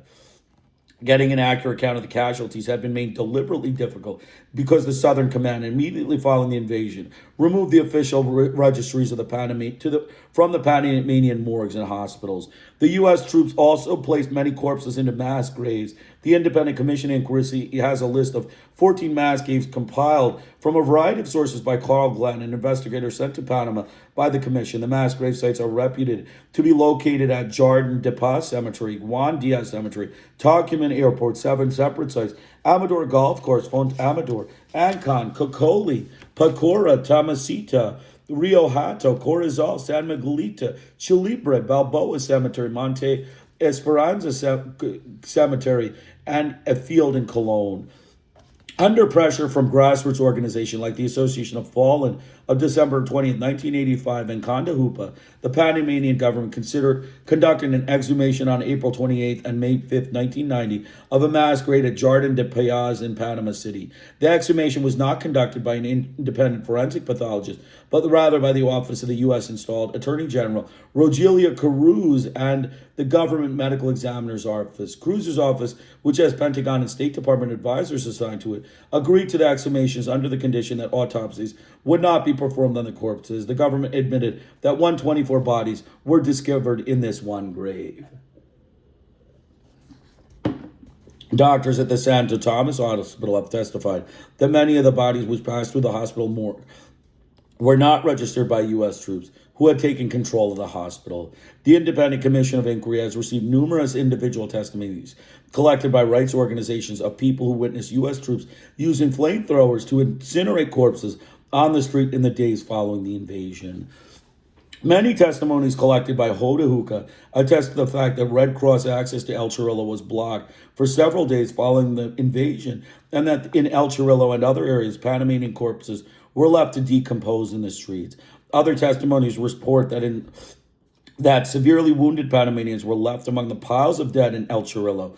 All of this makes sense from the point of view of the U.S. command taking no actions, including measures demanded by the Geneva Conventions, to collect and care for the wounded, if those actions increase the possibility of U.S. casualties. Public Prosecutor Munoz told Hookah investigators that during the first days, only the military and a few civilians were mobilized. We, as Panamanian authorities, were not allowed to enter the morgues until the 24th. 4 days later, and already the corpses were putrefied. They already had worms. They brought them from the street after they had been in the sun for 2 days. The obstacle to getting an accurate count by the numbers of killed and wounded was stated succinctly by Munoz, the public prosecutor. There is lack of information because this is an invasion, and the North Americans have not given us all the information, and there is not a single authority that would put pressure on the North Americans. Instead, is the international community which is pressuring the North Americans to tell the truth about the numbers dead. The public forces, Panamanians, could give you information of the amount of dead military, but the North Americans have all their archives. Okay, so basically, the mass media declaration, the United States needs to be expelled from UNESCO to not give the information and accurate count of the numbers killed, to conduct all of these campaigns of, basically bias, Rambo journalism, hit and run journalism, bias, selective reporting, outright lies, blatant bias, fact suppression, omission and fabrication, and falsification. That's the Yankee press. That's the U.S. mass media. They need to be expelled from UNESCO. The problem of the United States confiscating materials and blocking access to information was pointed out in an interview with Eusebio Marchovsky, a Panamanian government auditor, referring to 15,000 boxes of Panamanian government documents seized by U.S. troops and still withheld from the Panamanian government. Marchovsky stated, the U.S. government and the U.S. Army have been doing things to contribute to the obstruction of Panamanian justice. So again, obstructing justice, seizing documents, stealing, government files. That's the way to, foster international collaboration between nations, to just steal paperwork, right? Steal paperwork from the government. That's the Yankees. That's how you foster UNESCO. Foster UNESCO by stealing paperwork, educational paperwork from international offices. Refusal of the United States to hand over Panamanian documents is such a flagrant violation of Panamanian sovereignty that the Southern Command high brass were forced to respond to public criticism. General Maxwell Thurman, head of the Southern Command in April 15, 1990, breakfast press briefing gave one of those just because answers the press queries about the documents. There's an enormous quantity of documents. We have them under our custodianship, and I'm satisfied with our custodianship, right? You just steal the educational documents from the Panamanian government, and we're now custodians, right? That's the way you foster international educational collaboration. Just steal the documents. That's what UNESCO is looking for. The United States needs to be expelled from UNESCO. Although Pentagon generals may feel it satisfactory to crudely brush aside questions about missing documents, the Bush administration knew that such a posture was politically dangerous when it came to inquiries about missing people. In response to the growing pressure from the relatives of family members who died or disappeared, the United States helped establish the Lincoln Committee, which consisted of the public forces. The U.S. created security forces that replaced the demolished PDF, the U.S. Southern Command Catholic Church, and the International Red Cross. The Lincoln Committee was responsible for responding to public inquiries regarding dead and disappeared family members. The Lincoln Committee serves as a useful purpose for the Bush administration, helping to answer the criticism that the United States is engaged in a cover-up about civilian deaths. The Lincoln Committee does not, however, actively investigate reports of dead or disappeared Panamanians, but instead informs family members who make inquiries whether their relatives appear on the committee's list of confirmed dead or detained persons. Although the Lincoln Committee has not pursued any investigations into the whereabouts of missing people, First Lieutenant Aguilera de Casilla of the committee admitted to Cotahuca investigators that the Lincoln Committee had received 1,400 reports from families with relatives missing since the U.S. invasion. According to Isabel Cora, leader of the Association of the Fallen of December 20th, 1989, the International Red Cross had collected between 1,500 and 1,600 reports of disappeared persons. Sometimes words get used so frequently that they lose their meaning. Disappeared is one of those words. As Isabel Coro states, people don't disappear. They don't mysteriously vanish into thin air. No, they are human beings who have been killed and their bodies dumped unceremoniously into mass graves or incinerated or dumped into the sea. That's the way you get rid of bodies. Break them up with machetes and throw them into the sea. That's the Yankee butcher, rapist, short-tempered Yankee whites. Not surprisingly, fear of retaliation constitutes one of the greatest obstacles to getting a full accounting of the dead. Without any apparent incentive to report the death of a loved one or a family member, especially in the early days of the invasion when U.S. troops were routinely arresting anyone slightly suspected of being associated with the Dignity Battalions, families and neighbors reportedly buried their dead on their own. Fear-arousing suspicion among the authorities was great enough that families buried their loved ones in their own backyards, according to National Lawyers Guild investigating them. Fear of retaliation was not limited to the poor or those considered to be pro-Noriega. High-ranking government officials were worried too. Public Prosecutor Munoz told Cotahuca investigators, "It is possible people are afraid to talk. How am I supposed to know that the information that I'm giving you is not going to get me into trouble?" Cotahuca and Condahupa estimate that at least 2,000 people died during the invasion. Following his fact-finding tour to Panama, Ramsey Clark said that he felt an accurate number of those killed lay between 1,000 to 4,000. In a statement issued a few weeks after the invasion, Bishop Emiliani of Darien Province and Bishop Ariz of Colon charged that 3,000 have died as a result of the invasion. Bishop James Audley, Episcopal Bishop of Panama, also asserted that 3,000 were killed. So around 4,000 were killed in this invasion. Let's just, make some comments here. So basically, the U.S. official version and the media accounts, the Pentagon press accounts, press releases, and the U.S. media accounts were that 82 died. But it's plus or minus 4,000, right? That's what we came up with. 82 died, plus or minus 4,000. That's why the U.S. media needs to be expelled from UNESCO. They lie. They're outright liars. They're biased. They're fabricators and falsifiers of information. Continuing on. The careful management of the news did outrage some leading journalists, Helen Thomas. We talked about Helen Thomas complaining that there was a censorship. Basically, the U.S. managed to block such pictures or news reports, basically of the first night of bombing, inhibiting and frustrating news coverage. Basically, Newsday of Patrick Sloyan of the Washington Newsday, that's a non-establishment. These are all non-establishment media people. So de facto censorship of the news carried out by the government. Sloyan wrote, basically de facto censorship. That's the Yankee press.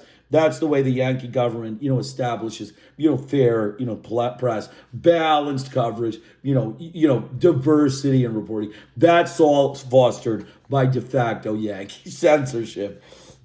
Continuing on, there was, however, a secret record of what is essentially a one-day war that also resulted in a still uncertain number of Panamanian dead and injured, but the Bush administration has censored it from public viewing. The U.S. military made video recordings as well as photographs, and Sloan quotes an Army official who saw combat photographs as saying that it is really dramatic stuff. And so for these reasons, the United States needs to be expelled from UNESCO. Media bias, outright lies, fabricated and falsification of records, noting that the U.S. media pool of reporters and camera people who had been taken to Panama were locked up for 2 days and barred from going to the scene of fighting. Sloan asserts the delay in getting the journalists to the scene left a void in coverage of Operation Just Cause that enabled the Bush administration to control the initial and often most lasting public perception. A flawless feat of arms in an almost bloodless battlefield. An outright lie that the U.S. media propagated.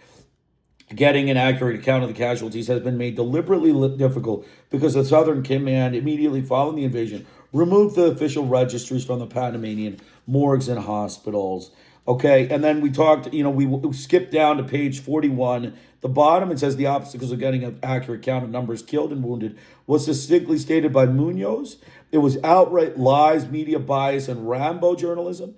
Basically, there is a lack of information because there is an invasion, and the North Americans have not given us all the information. And there is not a single authority that would put pressure on the North Americans. Instead, it is the international community which is pressuring the North Americans to tell the truth about the numbers dead. The public forces could give you information about the amount of dead military, but the North Americans have all their archives. So they stole the government files of the media dead. All the educational and documents related to the Panamanian government were stolen, for which the United States needs to be expelled from UNESCO. Its mass media, conduit reporting, suppression, outright lies, fabrications and falsifications. The United States needs to be expelled from UNESCO. Okay, we talked about refusal of the United States to hand over Panamanian documents is such a flagrant violation of Panamanian sovereignty that the Southern Command high brass were forced to respond to public criticism. And basically, General Maxwell Thurman said that it's in our custodianship, and I'm satisfied with our understanding. That's what UNESCO wants. They want to foster, international collaboration based on you just stealing their paperwork, and you just sit there and say, it's now we're custodians. That's, the way you foster international collaboration and UNESCO charters. The United States needs to be expelled from UNESCO. Continuing on, the occupation. As American forces continue to patrol the streets of Cologne, a new city council has been formed, a new provincial governor selected, and the city's police force is being organized. The city of Cologne is being reborn under the supervision of American fighting forces. This is the Tropic Times, December 27, 1989.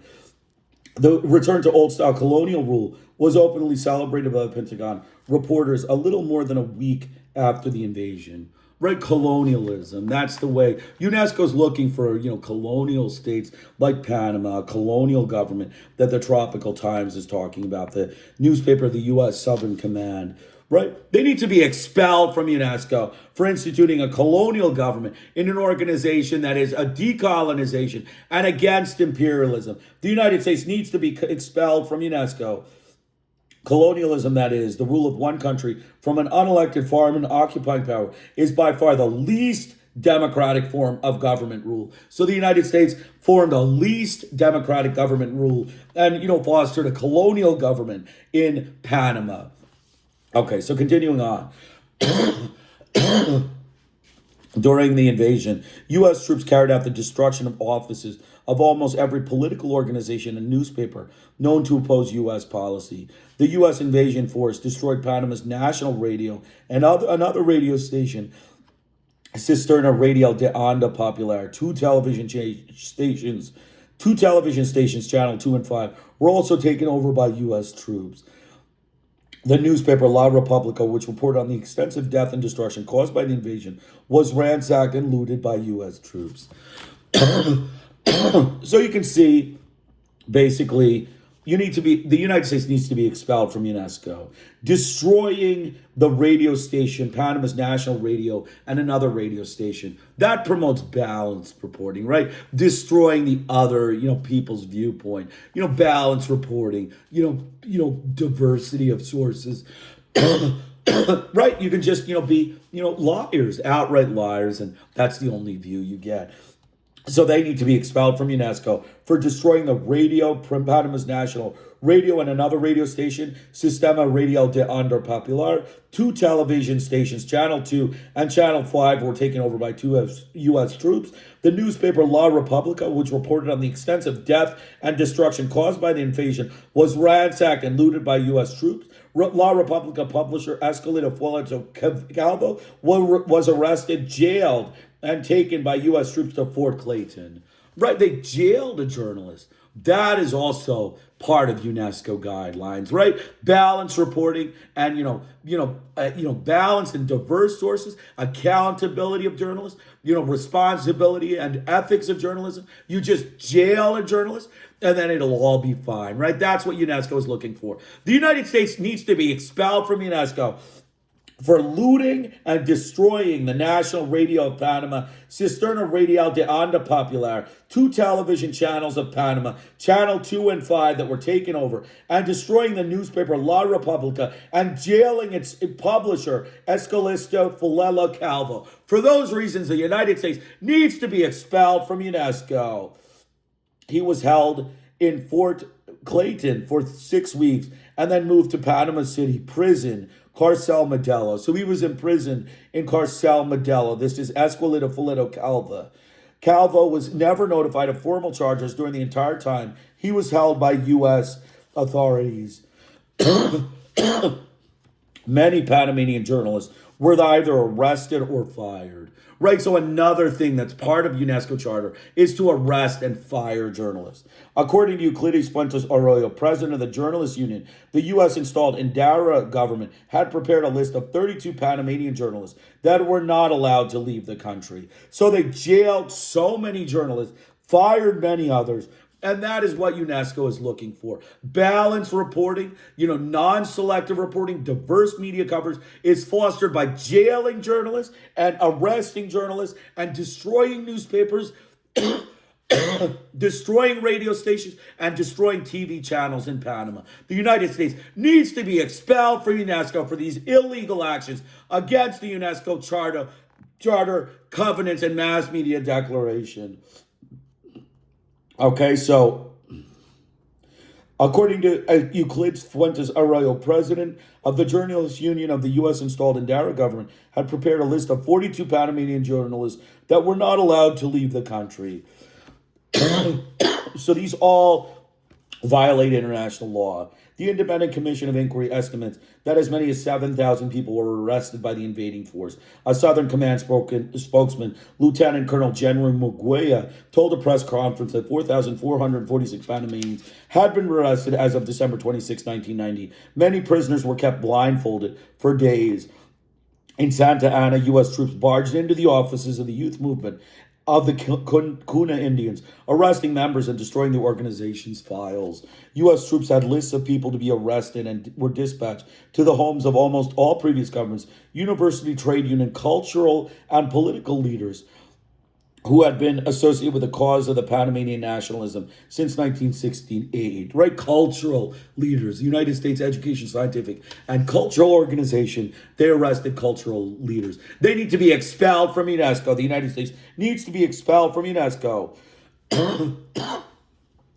Prisoners were held in Fort Clayton, Empire Range, and other U.S. military installations. Extensive physical and psychological interrogations were carried out by U.S. military intelligence, symbolizing the reassertion of a colonial right. Prisoners were interrogated by U.S. personnel rather than representatives from the Indara government. So the colonial right. So that's another UNESCO charter, right? Colonialism in Panama, in an organization that's for decolonization. The United States needs to be expelled from UNESCO. They are rapist, butcher, short-tempered whites that need to be expelled from UNESCO. Every public building, ministry, and university was placed under the control of U.S. troops. U.S. troops patrolled the streets of Panama City, Colón, San Miguelito, and other areas. Shortly after the invasion, the Southern Command announced it was carrying out Operation Promote Liberty. Described by the Pentagon as a nation-building plan, Operation Promote Liberty was designed to completely overhaul the former governmental, military, and judicial apparatus in Panama. The U.S. government has some experience in nation-building. In Vietnam in 1956, it set about erecting a whole new government apparatus, creating a South Vietnam where no such entity previously existed. The essence of Operation Promote Liberty appeared to be a purge by the new state and government apparatus of any nationalist or anti-U.S. forces. Mass firing and arrests in January and February coincided with a campaign of vilification and slander unleashed in the press, which functioned in the first period after the invasion only by tolerance of the U.S. military authorities. So slander, defamatory propaganda, hit-and-run journalism by the U.S. press requires an expulsion from UNESCO. The United States needs to be expelled from UNESCO for this vilification and slander unleashed in the U.S. press, which functioned in the first period after the invasion only by the tolerance of U.S. military authorities. Advertisements were taken out in the newspapers asking people to turn in supporters of the former government. On January 25th, 5 weeks after the U.S. invasion and several weeks after President Bush proclaimed that Operation Just Cause had accomplished all its objectives, U.S. troops arrested Dr. Romulo Escobar Betancourt in his home in Panama City. Why arrest Dr. Betancourt, a black Panamanian who is probably Panamanian's foremost authority on international law? Betancourt was the chief negotiator for the Panamanian side in the Panamanian Canal Treaties of 1977. Right, that's a good way to approach, UNESCO charter is to, arrest a Spanish-speaking black man, right, Mr. Betancourt, Mr. Romulo Escobar Betancourt. That fosters international peace and, just international good relations between nations by arresting a black Spanish-speaking man by the racist, white, short-tempered Yankee butcher rapist of the United States. On January 25, okay, so basically Betancourt was the chief negotiator for the Panamanian side in the Panama Canal Treaties. The United States held Betancourt incommunicado for 5 days in Fort Clayton. No formal charges were placed against him, and he was released after a campaign had been launched on his behalf. Even days after his arrest, Betancourt's family was not told where he was being held. His whereabouts were finally learned by the Independent Commission of Inquiry by pressuring the U.S. State Department. It is impossible that the United States felt it could jail someone of Betancourt's stature for any period of time. More likely, his arrest was meant to have a chilling effect on the domestic opposition. That is, to serve notice on all potential opponents of the Endara government that the United States was willing to arrest anyone. Beginning February 2nd, the new Panamanian Attorney General, Rogelio Cruz, issued arrest orders for hundreds of Panamanian former cabinet members, heads of agencies, legislators, as well as former presidents Manuel Solis Palma and Francisco Rodriguez. The list included almost all prominent Panamanians associated with the cause of Panamanian independence during the past decades. The accused were charged with previously unheard of crime, impeding the powers of the renewal of the state. According to Attorney General Cruz, conviction on this charge carries a penalty from 5 to 20 years imprisonment and denial of the right to hold public office in the future. This legal action was a particularly crude device to intimidate and crush the leadership of a potential domestic political opposition. The names of the accused were prominently publicized in the newspapers. Then Cruz announced he was staying the arrest order while holding open the option to prosecute in the future. The U.S. nation-building scheme involved more than intimidating or repressing leaders at the top.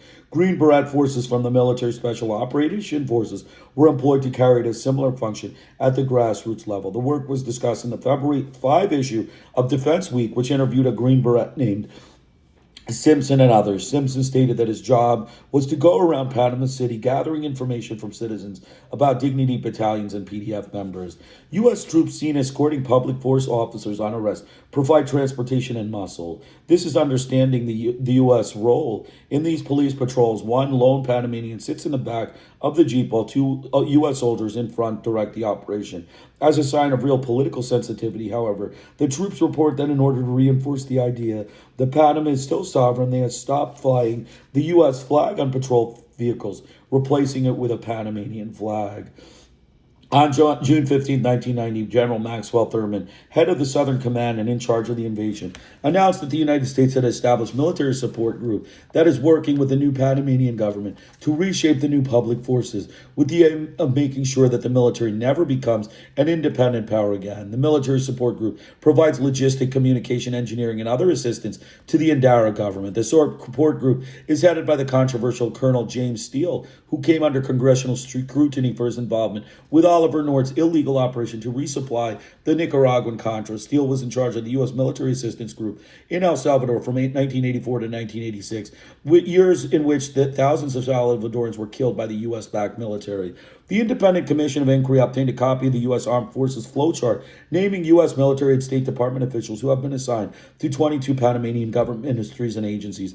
The flowchart reveals that the United States maintains a shadow government in the Panamanian civilian government. The list names a Big General Gann and Mr. Bushnell of the State Department as the U.S. officials assigned to President Endara's office.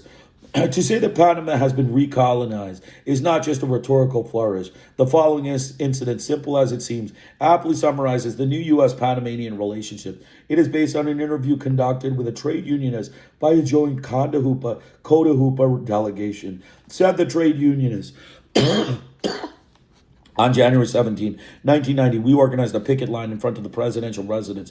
This had to do with the massive dismissals that are occurring. President Ndara agreed to meet with 4 of us inside the building. We were going up the stairs with Ndara when a U.S. colonel asked us from the top of the stairs, saying, "No one can go upstairs. Go and look for another room." He spoke very good Spanish, but with a U.S. accent. Upon hearing this, Ndara turned around and we went all back down. He said to us, "Why don't we sit down in this little room?"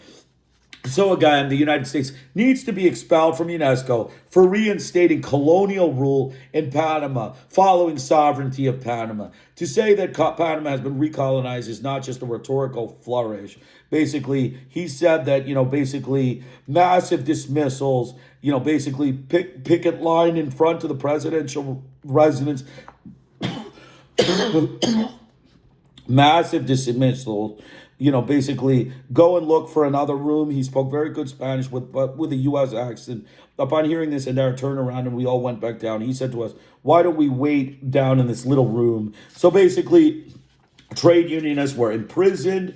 Recolonization. The United States needs to be expelled from UNESCO. Let's just make a few comments. We talked about the jailing of journalists, the closing down of Panamanian radio stations, TV stations and newspapers, La Repubblica, channels 2 and 5, and Sistema Radio de Onda Popular and Panama's national radio require an expulsion from UNESCO against the United Nations mass media declaration. They jailed Escalasto Fotello Calvo, for which they need to be expelled from UNESCO against UNESCO guidelines. They jailed him and arrested him and put him in prison in Carcel Modelo. Of all of it violates the UN Charter. They jailed hundreds of journalists. Union and U.S. installed Journalists Union. President of the Journalist Union, Euclides Fuentes Arroyo, was arrested, and 32 Panamanian journalists were arrested and not allowed to leave the country. For all of these arrests of journalists, preventing balanced coverage and suppression and selective reporting, the United States needs to be expelled from UNESCO for violating its covenant and charters. Continuing on, against slander and vilification unleashed in the U.S. press, slander, propaganda, and hit-and-run journalism by the U.S. press requires an expulsion of UNESCO of the U.S. government. And then we talked about colonial rule, and then we finished. So let's keep going. Struggle of the homeless, displaced, and unemployed. I'm going to go for a little longer today. The invasion and occupation of Panama, coming on the heels of more than 2 years of economic destabilization, has alarmingly increased the misery and hardship endured by Panama's poor. Unemployment, which had soared in the nearly 30% after the imposition of U.S. economic sanctions, has continued to rise. But the magazine Dialogo Social reports that unemployment in Cologne, a mainly black city, had jumped to 55% as of May 1990. As many as 20,000 public service workers and more lost their jobs after the invasion. FENASEP, the union representing public service workers, attributes the firings to a political witch hunt against politically unreliable workers and also to the Ndara government's desire to please the International Monetary Fund, which has been demanding that Panama reduce its public workforce. Such summary dismissal of workers were difficult for the government to carry out in the past because of the relatively progressive labor codes established in the early 1970s under the Torrijos government. The IMF has also demanded that the labor codes be abolished. Homelessness was dramatically increased by the invasion. Thousands of families had their homes destroyed in El Chorrillo, San Miguelito, Cologne, and other cities. Exact figures on how many were homeless are hard to determine. In the early years of the invasion, the figures of the U.S. mass media ranged from 15,000 to 25,000.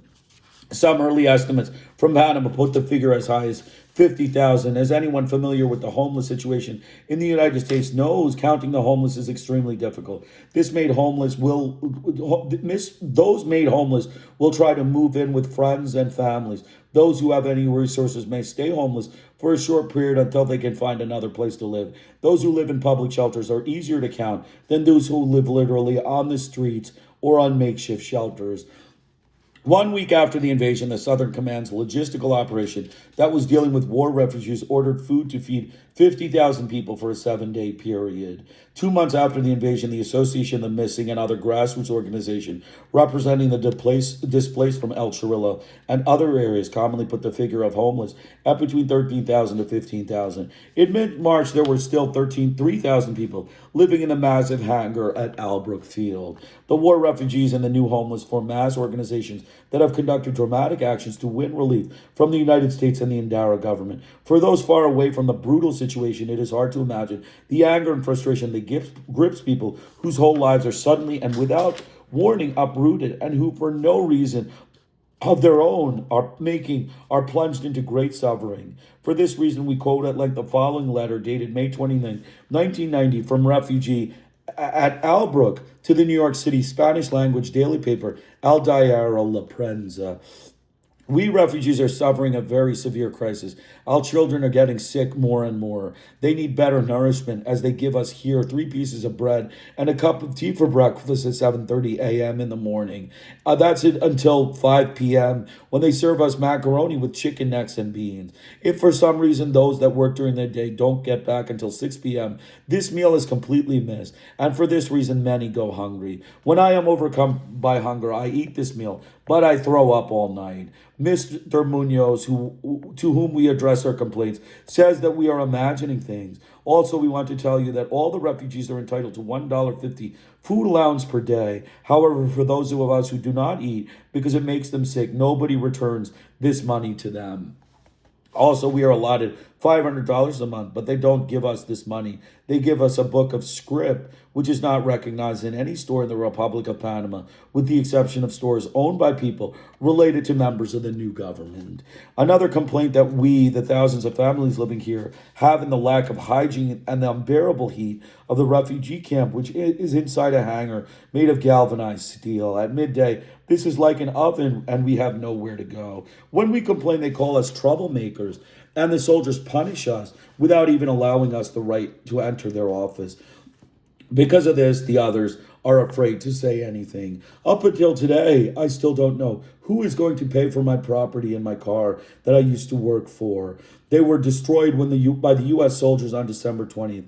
I'm an assistant mechanic, but I'm out of a job. We are starving. I only ask God to give me the strength and help to keep fighting for my family. Jose Hidalgo, Albrook Field Refugee Camp, Panama City. So, right, the Yankees, sitting in Washington in AC houses, eating nice meals, starving the Panamanian people, giving them food poisoning, keeping them in refugee heat conditions, right? That's the Yankees we know, the rapist, butcher, short-tempered Yankee whites. Continuing on, conditions of squalor, homelessness, and unemployment sparked a renewal of grassroots struggle, even under the difficult conditions of foreign military occupation. Over 500 El Chirrillo residents living in Albrook occupied the Casa de Pedro apartment building on February 25th. The squatters demanded that this building, which was still under construction, be purchased by the U.S. government and handed over to them. In another dramatic action, calling attention to the needs of the war victims, 300 El Chirrillo residents on February 27 took over the Bridge of the Americas, halting all traffic on this key national artery. The bridge links Panama City on the east bank of the canal with the rest of the country on the west side of the waterway. Vice President Arias Calderon and Housing Minister Raul Figueroa came to the bridge to renegotiate with the demonstrators. The El Chirrillo refugees ended their protest only after they were promised a meeting with President Endara and $6,500 in scrip for each family. In early March, 5,000 people in San Miguel marched against the joblessness. They were viciously attacked by the public forces with clubs and dogs. Days later, hundreds of U.S. troops swept into the neighborhood with helicopters and heavy equipment, going door to door, questioning and arresting people. The U.S. authorities claimed they were looking for drug dealers. So that was that section. That section was the struggle of the homeless. That was the invasion, targets of the working class. That was the struggle of the homeless, displaced and unemployed. Not much to make comments there. We talked about the keeping them in heat and giving them food poisoning. Invasion targets the working class. At the outset of the invasion of Panama, U.S. troops specifically targeted the labor movement for repression. Leading trade unionists in both the public and private sectors were arrested in their homes and dragged off to military prison at Fort Clayton, a U.S. military base. Some of the leaders arrested included Eric Rael from the National Confederation of Workers of Panama, Elias Gonzalez, Coordinating Committee of Government Unions, Mauro Murillo, CNTB General Secretary, Gustavo Martinez, leader of the Telephone Workers Union, Citronel, Juvenal Jimenez of the Banana Workers Union, and Amiano Pinzon from the Confederation of Workers of the Republic of Panama. So basically, trade union repression, journalists being fired, that's all going to contribute to UNESCO. International collaboration, and objective reporting, balanced reporting, and not selective reporting, balanced reporting, diversity of sources by jailing trade union members and journalists is going to contribute to an international educational collaboration sort of environment, like a peaceful and happy discussion between nations. That's the way the Yankees. They need to be expelled from UNESCO. The United States needs to be expelled from UNESCO for firing journalists and firing trade union leaders and contributing to an environment of hostility between the Panamanians and the Latin Americans and the world and the United States. It creates an environment of hostility for which the United States is not following UNESCO Charter and Covenant and needs to be expelled from UNESCO. These labor officials were held for 3 weeks by a foreign occupying force without charges ever being filed against them. During those weeks, U.S. troops occupied government ministry officers and thousands of public service workers were fired. The summary findings of workers without charges of due process violated the Panamanian Labor Code, which was the law of the land. Did the United States detain Panamanian labor leaders because of their known criminal wrongdoing? Or because the Pentagon wanted to leave the workers leaderless while they were spearheading an illegal anti-labor offensive.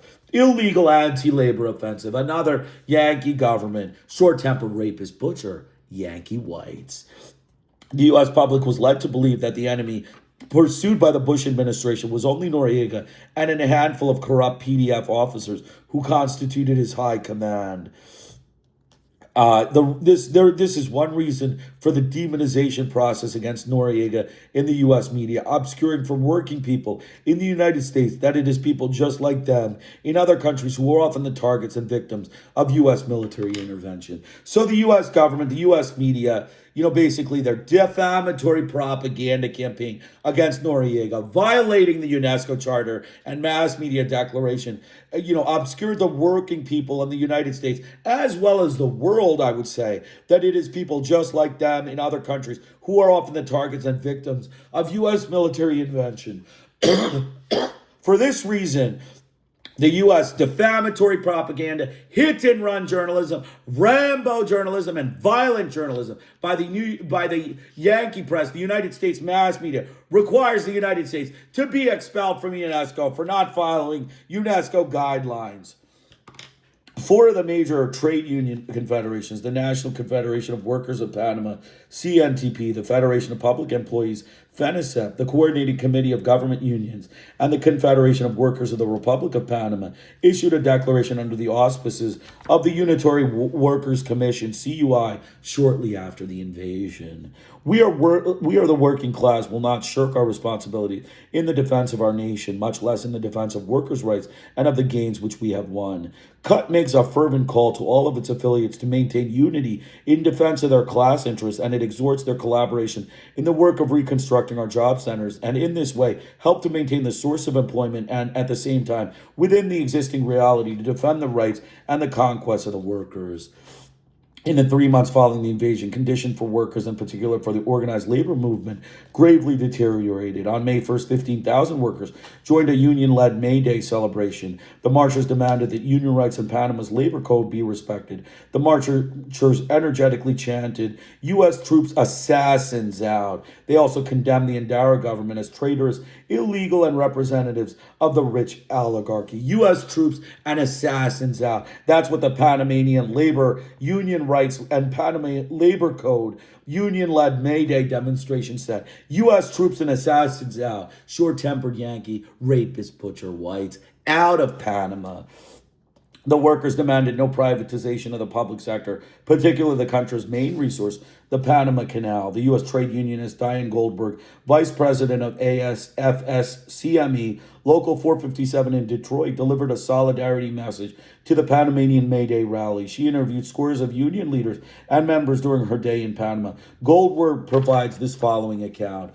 Over 100,000 workers have been fired since the U.S. installed the Endara government. Workers are afraid, and every biweekly paycheck, that pink slip, will accompany it. Their very participation in the May Day March was a risk to the jobs of those still employed. The public sector, which includes workers in the formerly state-owned cement, telephone, electricity, and water companies, as well as workers from the public ministries, municipalities, and universities, has experienced 12,000 firings so far and another 15,000 expected this year. Massive privatization for the profit sector in accompanying the discharges at the behest of the International Monetary Fund and its member banks from the U.S. and other countries. Right? The universities, basically,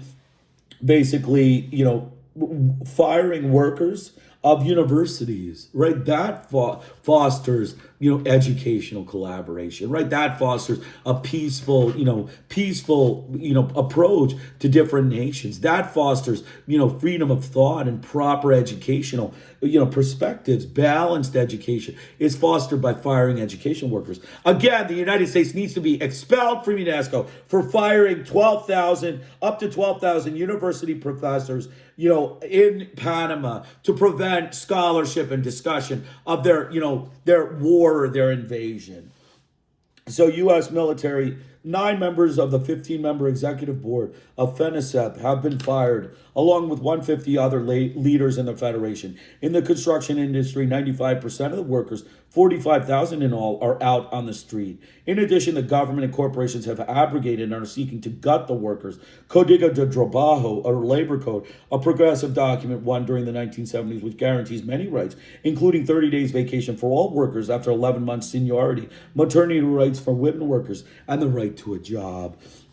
U.S. military operations may be permanent. So that short section, we again said that the Rambo journalism and hit and run journalism of the U.S. mass media against the journalists, against the Noriega, constitutes a reason why the United States needs to be expelled from UNESCO. The defamatory propaganda is against UNESCO guidelines. The firing of trade unions and journalists, fostering unbalanced coverage and media reporting that is selective reporting and outright lies, suppression, and undiverse reporting, as well as trade union repression, fostering a climate of hostility in Panama, requires the United States to be expelled from UNESCO. Continuing on, U.S. military operations may be permanent. 2 months after the surgical military operation was supposed to have accomplished all its objectives, U.S. troops were still carrying out military sweeps, both in the provinces as well as Panama City. In late February, U.S. troops swept into the provinces, conducting house-to-house interrogations in Bocas del Toro, Chiriquí, Veraguas, and Darien. According to Carl Glenn, an investigator for the Commission Inquiry who was in Panama at the time, U.S. soldiers were arresting unionists, community leaders, and directors of farm workers, organizations, and cooperatives in these areas. U.S. troops were particularly interested in finding out who from the peasant cooperatives had taken part in visits to Nicaragua and Cuba. These trips were organized to give small farmers in Panama cooperative movement an opportunity to observe the Cuban and Nicaraguan models of agricultural production. Green Berets and other U.S. forces took control of the jungle area in Darien province along the Colombian border. These troops are now involved in secret military operations against the anti-government guerrilla movement in Colombia. The Revolutionary Armed Forces of Colombia, FARC, and the Colombian National Liberation Army are known to have popular support and bases on the Colombian side of the border. Information of the U.S. military operations in the Colombia-Panama border region were first reported in the United States by David Adams, an investigative reporter for the San Francisco Chronicle. His accounts have been confirmed by local residents, Panamanian officials, and U.S. soldiers. Quote, elite U.S. Special Forces units patrol the rivers that wind through the dense rainforest to the Colombian frontier. The units stop local peasants and check documents. Local officials say that some immigrants are being handed over to U.S. military for questioning. Adams wrote in a May 23rd, 1990 article, quote, the men in the operation reportedly wore sterile uniforms with no identifying patches. Although officially denying that the United States is conducting military operations in Darien, Colonel Robert Jacobelli, head of Special Operations Command in Panama, told Adams that the Special Forces were conducting exercises in the area with approval from Washington and the new government in Panama. A Special Forces sergeant interviewed at Yaza Airfield, 30 miles from the border, said, we were told to expect drugs and Colombian and Panamanian guerrillas. The military operations in Darien support the view that the invasion of Panama is part of a strategy to project U.S. military power, including U.S. combat troops against revolutionary movements throughout the region. Moreover, 4 months after the invasion, the U.S. Congress passed a bill allowing the Bush administration to spend $35 million the next year to establish Green Beret camps in Peru that will be permitted to carry out military operations against suspected drug traffickers, quote unquote, and leftist guerrilla movements that have significant following among poor peasants. So again, the U.S. government conducting illegal operations, $35 million from U.S. Congress to establish Green Beret, butcher, rapist, short-tempered Yankee whites, in Peru to carry out military operations against suspected drug traffickers that the United States banks themselves are creating. That's the way you do it. That's the way you foster, a proper approach is militarize Peru with your rapist, butcher, short-tempered Yankee whites. Drug connection, the Endara government.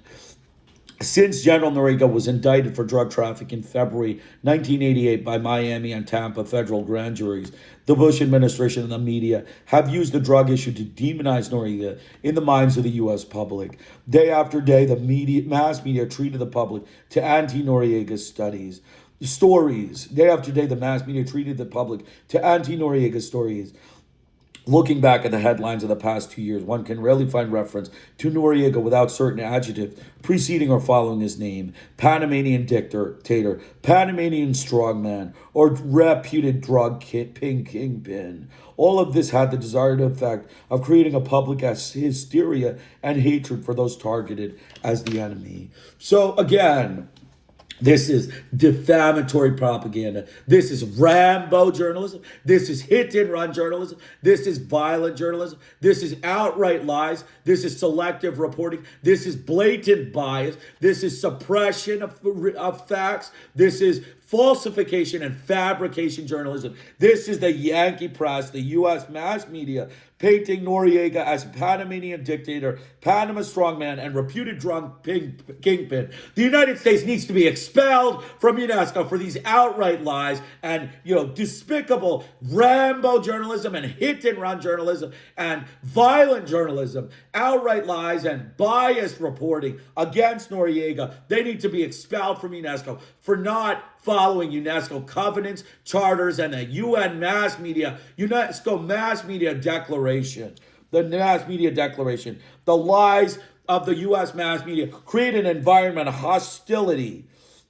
Okay, it creates an environment of hostility and, hostility and conflict that the U.S. press loves to push. It is a defamatory propaganda system of the U.S. government.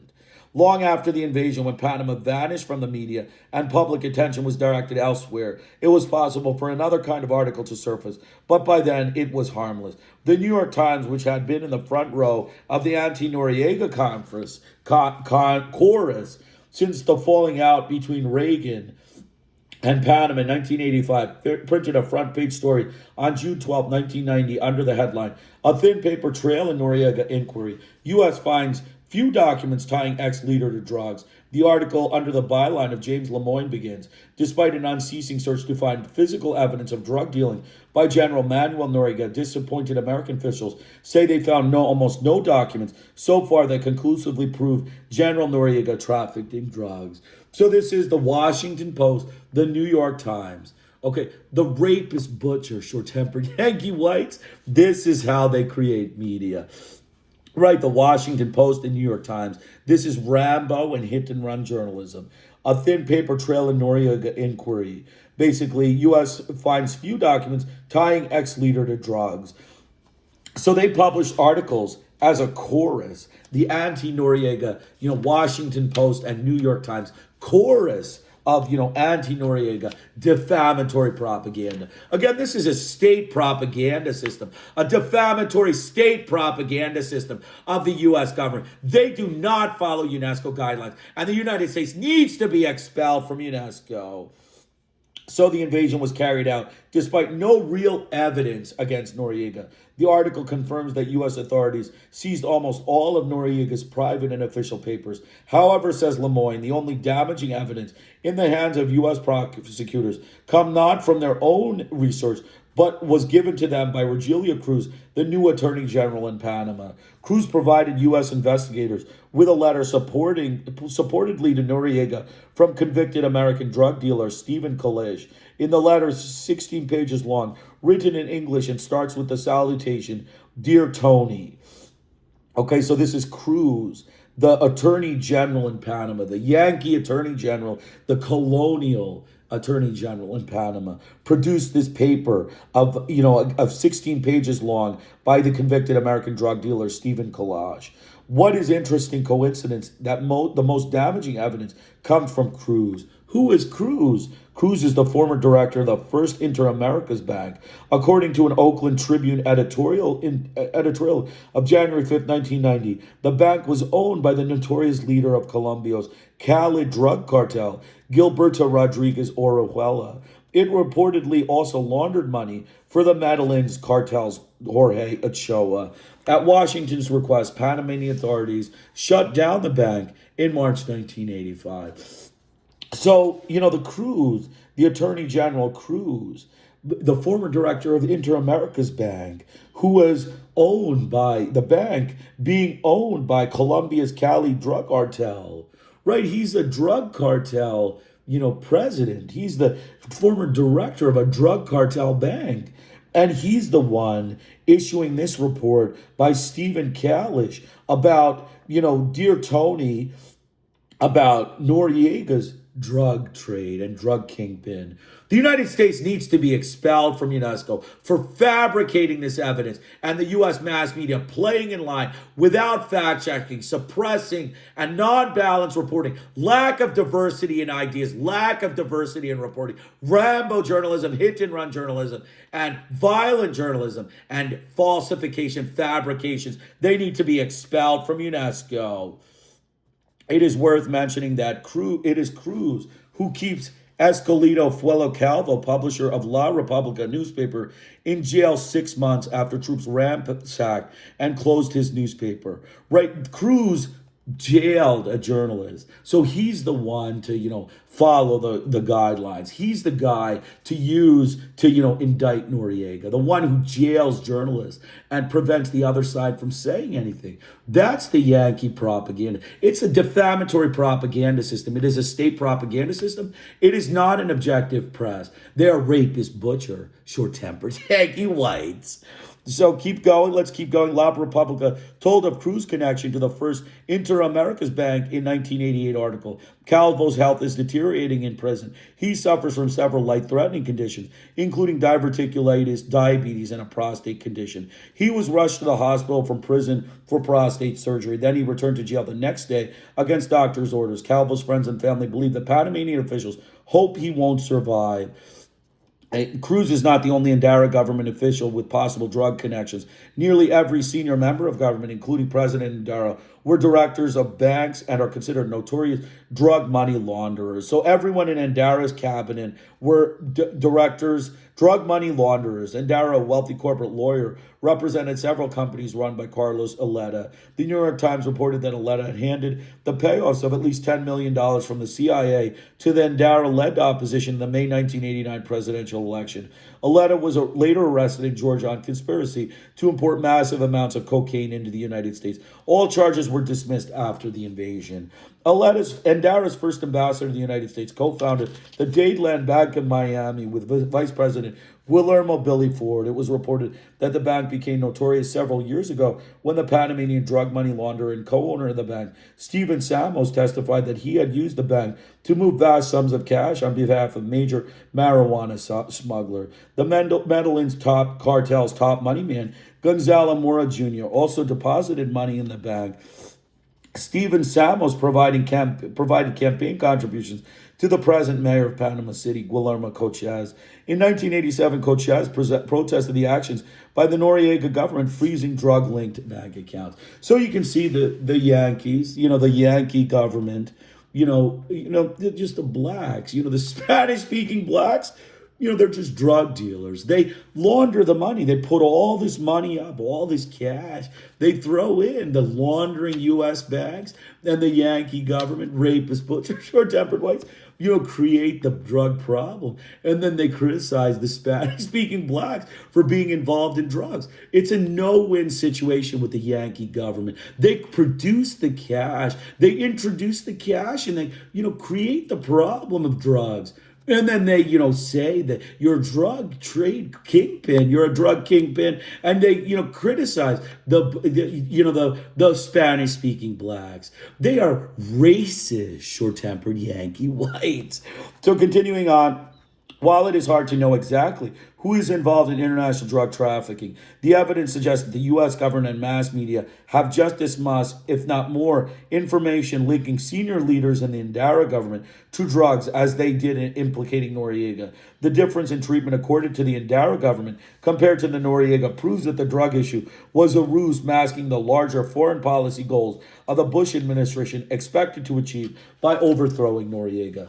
The Bush aid package, who gets it? So in that section, that was the last section, the drug connection, the Endara government, the Yankee press, the defamatory propaganda. We talked about that. The United States needs to be expelled from UNESCO for not following the UNESCO charter. Defamatory propaganda, Rambo journalism, hit-and-run journalism, violent journalism, fact suppression, selective reporting, falsification, and fabrication by the U.S. media. It is a state propaganda system. It is not a mass media system or an objective media system. It is the worst press in the entire world. It is a state propaganda, worst press in the entire world.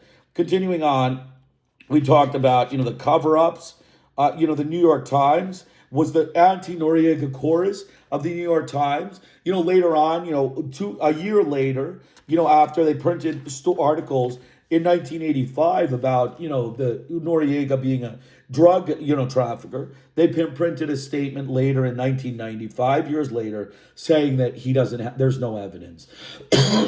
Right? This state propaganda system, lied and then just, didn't even retract it. They just printed a second article saying that there's no real evidence. So that's the way you do it. That's what you do. The article confirms that U.S. authorities seized almost all of Noriega's private and official papers. Cruz, we talked about Cruz. Cruz, creates the money laundering system, and the money laundering system is part of the, the drug trade. And he's the one, involved in, prosecuting Noriega, right? He produced a letter by Stephen Kalish. Then jailing journalists. We talked about jailing journalists. Cruz jails journalists, 6 months. La Repubblica newspaper, the opposition, right? Jailing journalists. Jailing journalists is, again, against UNESCO guidelines. The United States needs to be expelled from UNESCO for creating lack of diversity and unbalanced reporting, outright lies, and Rambo journalism and hit-and-run journalism by jailing the opposition journalists. Cruz, okay, so every member of Endara's government is part of the drug trade. So, to implicate Noriega in the drug trade is, hypocrisy. It's the typical United States hypocritical action. They need to be expelled from UNESCO. And we're going to finish with a little statement. The Bush aid package, who gets it? There's a public perception here one cultivated by the Bush administration, that the United States is sending Panama a huge amount of financial aid that will allow Panamanians to recover what they lost during the invasion. A look at the $420 million aid bill signed by Bush in May 1990 reveals that most victimized by both the economic sanctions and the invasion will receive little compensation for their suffering. 1/4 of the money, $108 million, goes to reactivate the banking system and increase credit to private corporations. Another $244 million, or 58%, is for a multi-donor effect to eliminate Panama's foreign debt arrearages and support Panama's public sector investment program. Eliminating Panama's foreign debt arrearages will get the lion's share, $130 million, of the $244 million. This money will go into big foreign banks, principally U.S. banks, who are owed interest payments on Panama's debt, which has increased to a staggering sum for a small country, almost $4.5 billion. A primary reason the interest owed is so great is that Panama has been unable to make any debt payments since the economic contraction caused by U.S. sanctions. The second part of this section, investment in Panama's public sector, has a promising sound for the possible creation of jobs and services, but it's more likely that these monies will be used in an effort to privatize Panama's public or nationalized economic sector. The United States, the IMF, and the World Bank made the privatization of the public sector an important demand on the previous Panamanian government. The third section of the bill earmarks $68 million for activity involving natural resources conservation, administration of justice, private sector training, public administration, Peace Corps support, and others. How did this actually break down? $12 million will be for police training, $17 million will be for restructuring the nation's judiciary, government apparatus, $10 million will be for the Panama Canal improvement. And this is the provision called natural resource conservation. $7 million will go to human resource development, which includes scholarship and educational grants, likely to go to the sons and daughters of Panama's oligarchy and business class. $1.5 million is for democratic initiatives, which include funds for the office of the president and electoral tribunal, and training for a new generation of journalists. Remember that the leaders of the journalists union were fired and or blacklisted because of their opposition to the invasion or because of their nationalist stance, right? Firing journalists and nationalism, both against UNESCO Charter. Nationalism is with the UNESCO Charter. Colonialism is against UNESCO Charter. And firing journalists is creating imbalanced reporting and lowering the national voice in the country. That is against UNESCO Charter. The United States needs to be expelled from UNESCO for both of these things. And so $3 million for export promotion, only $3 million for housing, and $13.4 million for various other projects. The last include police training, cultural exchanges, housing, and a vague category called labor development, which could mean that the United States would like to create or support pro-U.S. labor unions to undermine the influence of the anti-imperialist unions that are helping to lead the opposition to the Endara government. Creating non-militant and pro-U.S. labor unions has been a standard part of U.S. foreign policy since the end of the Second World War, right? Pro-U.S. labor unions undermine the influence of anti-imperialist and national labor unions. Another thing that is pro-colonialist and against UNESCO Charter, the United States needs to be expelled from UNESCO. Some in Panama might have thought the invasion would lead to some level of economic relief or even prosperity. Certainly, this is an illusion that the U.S. government has helped to foster, but the Bush aid plan represents a cruel shattering of the talks. So basically, that's it. We're going to, finish up there. That's the last section. The Bush aid package, who gets it? 2 points to make. Firing of journalists, blacklisting of journalists. Journalist unions were fired. Leaders of journalist unions are fired and blacklisted because of their opposition to the invasion or support of Panamanian nationalism. Right? Again, the black Spanish-speaking people of Panama, they're not allowed sovereignty. That's a no-no. That's the Yankees, the rapist butcher, short-tempered Yankee whites. So for that reason, for firing and jailing journalists against the covenants in UNESCO and creating a colonization media, a pro-colonial media, and a non-nationalist media, which is specifically against UNESCO Third World Charter, the United States needs to be expelled from UNESCO. The second point is that firing labor unions, creating a environment and climate of colonialism in Panama. Another reason that the United States needs to be expelled from UNESCO. This war requires the United States to be expelled from UNESCO. The example of this war and their, systematic undermining of journalists and, fostering a climate of colonialism in Panama and against nationalism and against black people, Spanish-speaking black people's sovereignty, killing Spanish-speaking black people, and against black people, Spanish-speaking black people's sovereignty by firing journalists, removing the black Spanish-speaking journalists, and removing nationalistic ideas in Panama constitutes a violation of UNESCO Charter and covenants, including the Mass Media Declaration. And, the anti-imperialist union favoring a climate of colonialism in the trade unions. So that's it. That's the United States, the U.S. invasion of Panama, the truth behind the Operation Just Cause. So we're going to just finish again. The goal of my presentations and all of my talks, all of the books I've given, is because I want the United States expelled from UNESCO. The United States has fostered Rambo journalism. They have fostered fact suppression, violent journalism, hit-and-run journalism, fabrication, falsification, omissions, and deliberate outright lies and blatant bias. So let's talk about what the responsibility of journalists is. The responsibility of journalists is to create socially proper. We talked about that at the last Hope and Folly book. I recommend you listen to my podcast on Hope and Folly. Journalists are required to create an environment of diverse sources, socially, critical ideas, balanced viewpoints. It is a science. It is not the art of, walking around, picking a fight with some black or Asian guy and yelling racist epithets and putting that into print. That's not the goal of journalism. The goal of journalism is it's a science. It's to recognize that there are facts that need to be presented to allow everyone to reliably understand the topics. The United States deliberately brainwashes people with a fascist media approach and, basically, Rambo journalism, hit and run journalism, and outright lies. And it doesn't allow for accountability of journalists. It doesn't allow for responsibilities. UNESCO Charter has been working towards getting journalists responsible, getting their accountability, fostering the ethics of journalists. The United States is unethical journalists. They are against UNESCO Charter. And for all of these reasons, for their wars that demonstrate they're breaking the United Nations Education, Scientific, and Cultural Organizations Charter by fostering this